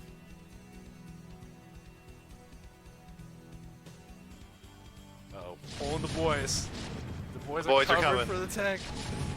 But it's not enough. Oh my God, There's so many tanks. Oh, this is brutality. So well. Couldn't do it. Ball's tapping out. I definitely did well for playing the off race, but Wugsaw showing the comfort for Terran. Yeah, you know what? If every TVT was like this, I'd be fine with it. That was a good, fun game. That was a good, fun game. You are correct. That wasn't so bad. Like, that's what I just want, a divergence in builds, because it makes action happen. Yeah. Alright, so I didn't plan it like this. I kind of just downloaded all the replays. I'm like, let's just do them in order, like the order it is. I don't care. But actually, after seeing these players play, the last game we got for the night, we're going to see Wugsaw versus Groose, and both those players seem very sharp at how they played this game. This is going to be exciting. Oh, yeah. I almost forgot about Groose. We did like all of their games at the start. We haven't seen them in a long time. Yeah. Our last game of the night, we got me, Wugsaw, and that green Terran up in the top right. And we got Groose, the white Zerg, over in the bottom left. Both players showing a very strong competence of how they wanted to handle, especially getting into that later kind of like mid-game, showing that they can keep the macro up while they're doing the fight. So I'm very curious to see how things go between these two players. Who's really going to be the aggressor here? I'm not really sure. Wugsaw seems so confident just playing these long, slow, drawn-out games. Yeah. I really like how like you can identify someone's style, and like when somebody goes for like one kind of strategy really strongly, it just creates like really interesting games as they match up with different people. And that's why Brewer is a great game. Brewer is a great game for so many reasons. And like, I know it's been a great day of watching some good games, but if you're watching, you're like, man, this can't be the last game. I want more. This time tomorrow, we're starting at 7 o'clock tomorrow, 7 o'clock Eastern. We're doing another match of the week. We're going to be doing a slightly higher tier of players. So if you thought these guys played good, and you thought these games were exciting, tomorrow's probably going to be even better. Exactly. and there were like 46 groups. So if you want 40, to see 40. more games, there's plenty of content that could happen. Oh yeah, games are coming. We're gonna get all the casters involved. I did recently put out like a recruitment post for anyone interested in giving it a shot, and then I got a bunch of people. I got a message to start getting them involved. But like, I just did it. I just like, screw it, I'm gonna start casting, and just gave it a shot. Like, you don't need the experience, so if you have an interest in trying this out, like even just for fun, just send me a message on Discord, and we can get you started. Yeah, I did last season, and it worked out pretty well. Like, all you have to do is just advertise your stream in the CPL channel. You get like at least 10 views, even if you're a new caster, and that's fun. You'll get something happening. Now we're seeing from Wuxod not getting that early gas, just getting some kind of barracks. So I don't think it's going to be any kind of mechanical play. He's probably the kind of player who just loves going bio, just getting the core stuff. Very, very standard macro play. I think we can expect that out of Wuxod at this point. And then we're seeing it's the hatchery, we're getting the gas, we're getting the pool. So we'll see like how fast we're end up getting there if we're going to get that third hatchery from Goose, but I'm not like fully expecting anything too weird. I think we're just gonna see some normal stuff. And Ori works on getting that command center, but actually just getting on the high ground. Doesn't want to put himself at risk trying to build it low. It's an interesting choice. I bet it's because he hadn't scouted Goose yet until until it was time to build the command center. Because you almost always see the command center at the natural. Yeah, I feel like if you're just not sure, it's not a bad idea. Like, you think like you might get some guy like 9 full speed or some crazy aggressive opening. Even just having to deal with 6 lanes if you don't want to build the bunker early. Like, so you see like now saving the money in the bunkers, building that second rack. So it feels like he's got a plan for what he wants to do here. Just err on the side of caution. I mean, that feels right for him. And we are seeing. Yeah. We're seeing from Gris going for that 2-hatch lair, so we'll see if it is going to be some kind of lurker, see if he starts that Hydra then sometime soon, or if it is going to be that kind of muta play we were seeing from Greth, but curious if Gris executes it in a different way. See, yeah, so much of the matchup comes down to like what choice the Zerg makes for their build.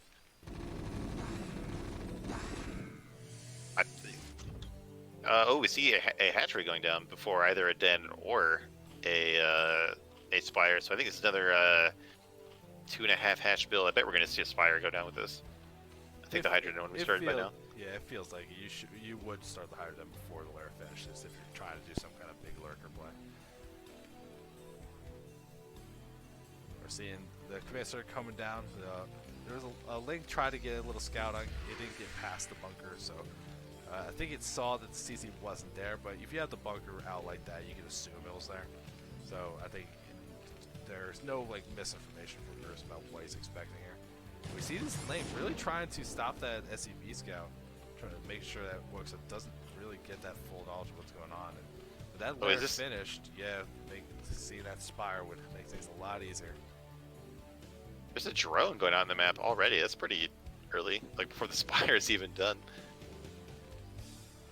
I mean, that seems pretty reasonable to me. Like, because even like if you just get the drone out there, like if you're playing the expansion, you don't have to make it right away. But even like you're gonna get the mutas out, and you're gonna get that map control. And you can see now he has a decent amount of lanes. That alone is gonna be some hard to push out against. He feels just safe to moving out now. And I like it. It's like it feels like that kind of proper level of breed that you feel comfortable with it, not just like I hope he never finds it. And Grush going in, run past trying to run by. Oh man, speedlings in the main. This is the problem. No, I feel like there's enough Marines here to defend it. Well, here we go. The lanes get on the Marines. So he does lose some Marines, but I don't really think that was worth it. I mean, he killed a couple Marines, but the biggest thing I'm seeing here, there's no push out. He bought time. You see, there's no sunken team made, no creep colonies. Find time for those mutas to come out. So I love that kind of play. Just you trade lings for seconds, and that sounds great. We're actually seeing a lot of lings from Bruce again, really kind of leaning into actually having more active units, not just being like I'm doing nothing and then I'm harassing that. This like look, it's like over like what 2 groups of lings, and he's gonna have mutas to follow it up. Like Wuxa's gonna be in a weird spot. You're looking at the Terran base. Where's the turrets? Oh wow, yeah, there's only like one turret in each base. Get real bad if this Bio Squad gets caught out in the middle and they all die, and then there's like nothing left in the Terran base to defend. And like look at the position he's putting these lings off to the side, trying to bait the Marines out of position. Looking like if he wants to make a big counterattack, the Marines are not gonna be there this time. Not nearly fast enough. Groose moving out, or he's moving like a little bit. He's baiting me. Just enough. Just enough. Oh, these Marines get like around the lings. I don't know who that's better for. This build looks so intentional from Groose. Like he already has a Queen's Nest finished. Looks like it's like some kind of crazy high rush. I don't know what we're expecting here. But both. Oh, it looks like he's pulling back to defend this army. Oh no, he changed his mind. Looks like he's gonna run in there, and we don't see like a repair pull on the bunker or anything. I think these lings are gonna do a lot of damage. Yeah, he's going for the bunker. Tried to attack into the SUVs. The lings didn't do a whole bunch there. Didn't kill the bunker, so the lings really didn't get a bunch done. Meanwhile, you see Wuxia moving forward. There's only one sunk in here, so I don't think this is gonna be enough to really slow us down. We'll see if these lings and mutas can finish the job. Only 3 mutas though. Oh, a lot of drones going down here. Even like 3 mutas against like trying to go through meta healing. This is like you're taking a lot of damage on what you have here. You see 2 of the mutas very bruised, barely cleaning up that attack, but the drone count not great for Groose. And even that base he took up with the stops, like there's a hatchery there, but there's no mining at all. Yeah, it's gonna be hard for Groose to come back from that. It was sort of a very rough minute or two period in this game, and Wuxia has already rebuilt his army. He's already moving back out on the map, so there's no time for Groose to breathe. Oh, these mutas might get caught. Oh no, down to 2 bruised mutas. His opportunities to come back are getting smaller and smaller. This is actually just a dangerous situation. Words I never thought I would hear myself say, but the Zerg has too much gas. He needs minerals. Like, yeah. What world is this? Is it even possible? There's still, like adding out a big round of drones. This move out here from Wuxia perfectly timed. There's just no defense here, but he's slowing down, make sure things are healed up. So maybe we can get Groose enough time to like get this hive tech online or get some sunkens going. The hive did finish, but what's going to be the tech choice for this quick of a hive? It feels so deliberate, but what is he going to do with it? With all those gas, he pretty much has to get defilers, right? I guess, but it's like you don't even have lurkers. You totally skipped all of that. So it's like, what do you like? I'm kind of expecting like maybe like greater Aspire or something. I don't know. Maybe. We see this drone here is ready to build something. Just too busy dealing with everything else. And meanwhile, Wuxia just doing the most standard thing. I didn't even have to look at his base. He's got 5 racks. He's building 2. He's building 2 starports. So like he's doing that build that he just ripped right out of Liquipedia. He's like, well, I got exactly. it. We're good. Actually, the first hive upgrade is going to be an adrenaline glance to make these lanes even better. But I feel like as you're getting this big marine thing and they have that extra attack, these lanes will try to attack in, but they're just going to die immediately because there's just not like that a critical mass or the darkspawn that makes them so deadly. We have 4 sunks here. I don't think it's enough for this amount of marines. Oh, look at all those medics down the back, not involved in this fight. Oh no! So much damage that they not need to take here. Wuxia still just has a lot of stuff here. I think they're going to be able to pull through. The drone's getting pulled. Here comes the reinforcements. I think this is going to be enough to break through the net. And Groose just okay. That we're gonna give it the benefit of the doubt that was like you did like top first bottom when you were in Ally chat. Yeah. I think it was top first bottom in the lobby actually. Yeah. It happens to me all the time. There we go, and Wuxia sweeps the group with his like very solid play. Yeah. Definitely gonna see what he does next week. I better see him up like moved up into higher end groups next week. Cause oh yeah, I peaked and he's in like group 46 or something. He's really high up there. Oh, 47. There you go. Yeah, so he's doing pretty good. It out. So that was a great first set of games. We got a lot of interesting plays, a little bit of Yeah. varied skill levels at certain points, but still, I think the games, the strategies, everything is exactly what I was looking for that first set of casting. So as a reminder, a good night of games. yeah, definitely a good night of games. As a reminder, tomorrow 7 o'clock we have another match of the week. It's gonna be the next tier of play. I believe it's gonna be like a tier 1 kind of feel. So it's like the level's gonna go up a little bit, a little cleaner execution. Hopefully, maybe some wacky strategies. That'll be fun. And then after that, like we're gonna be getting more casters involved moving forward. So there's gonna be plenty of games moving forward. You have to look at the individual. If you just keep an eye on the Discord, all the stuff gets advertised there. And then we're in the second week of the preseason, so we're gonna be able to do that. But we're gonna close out this stream by rating the Pile Show because they were kind enough to do a Broodor episode tonight. So let me set up one of those. Okay, yeah. So we're gonna rate those guys.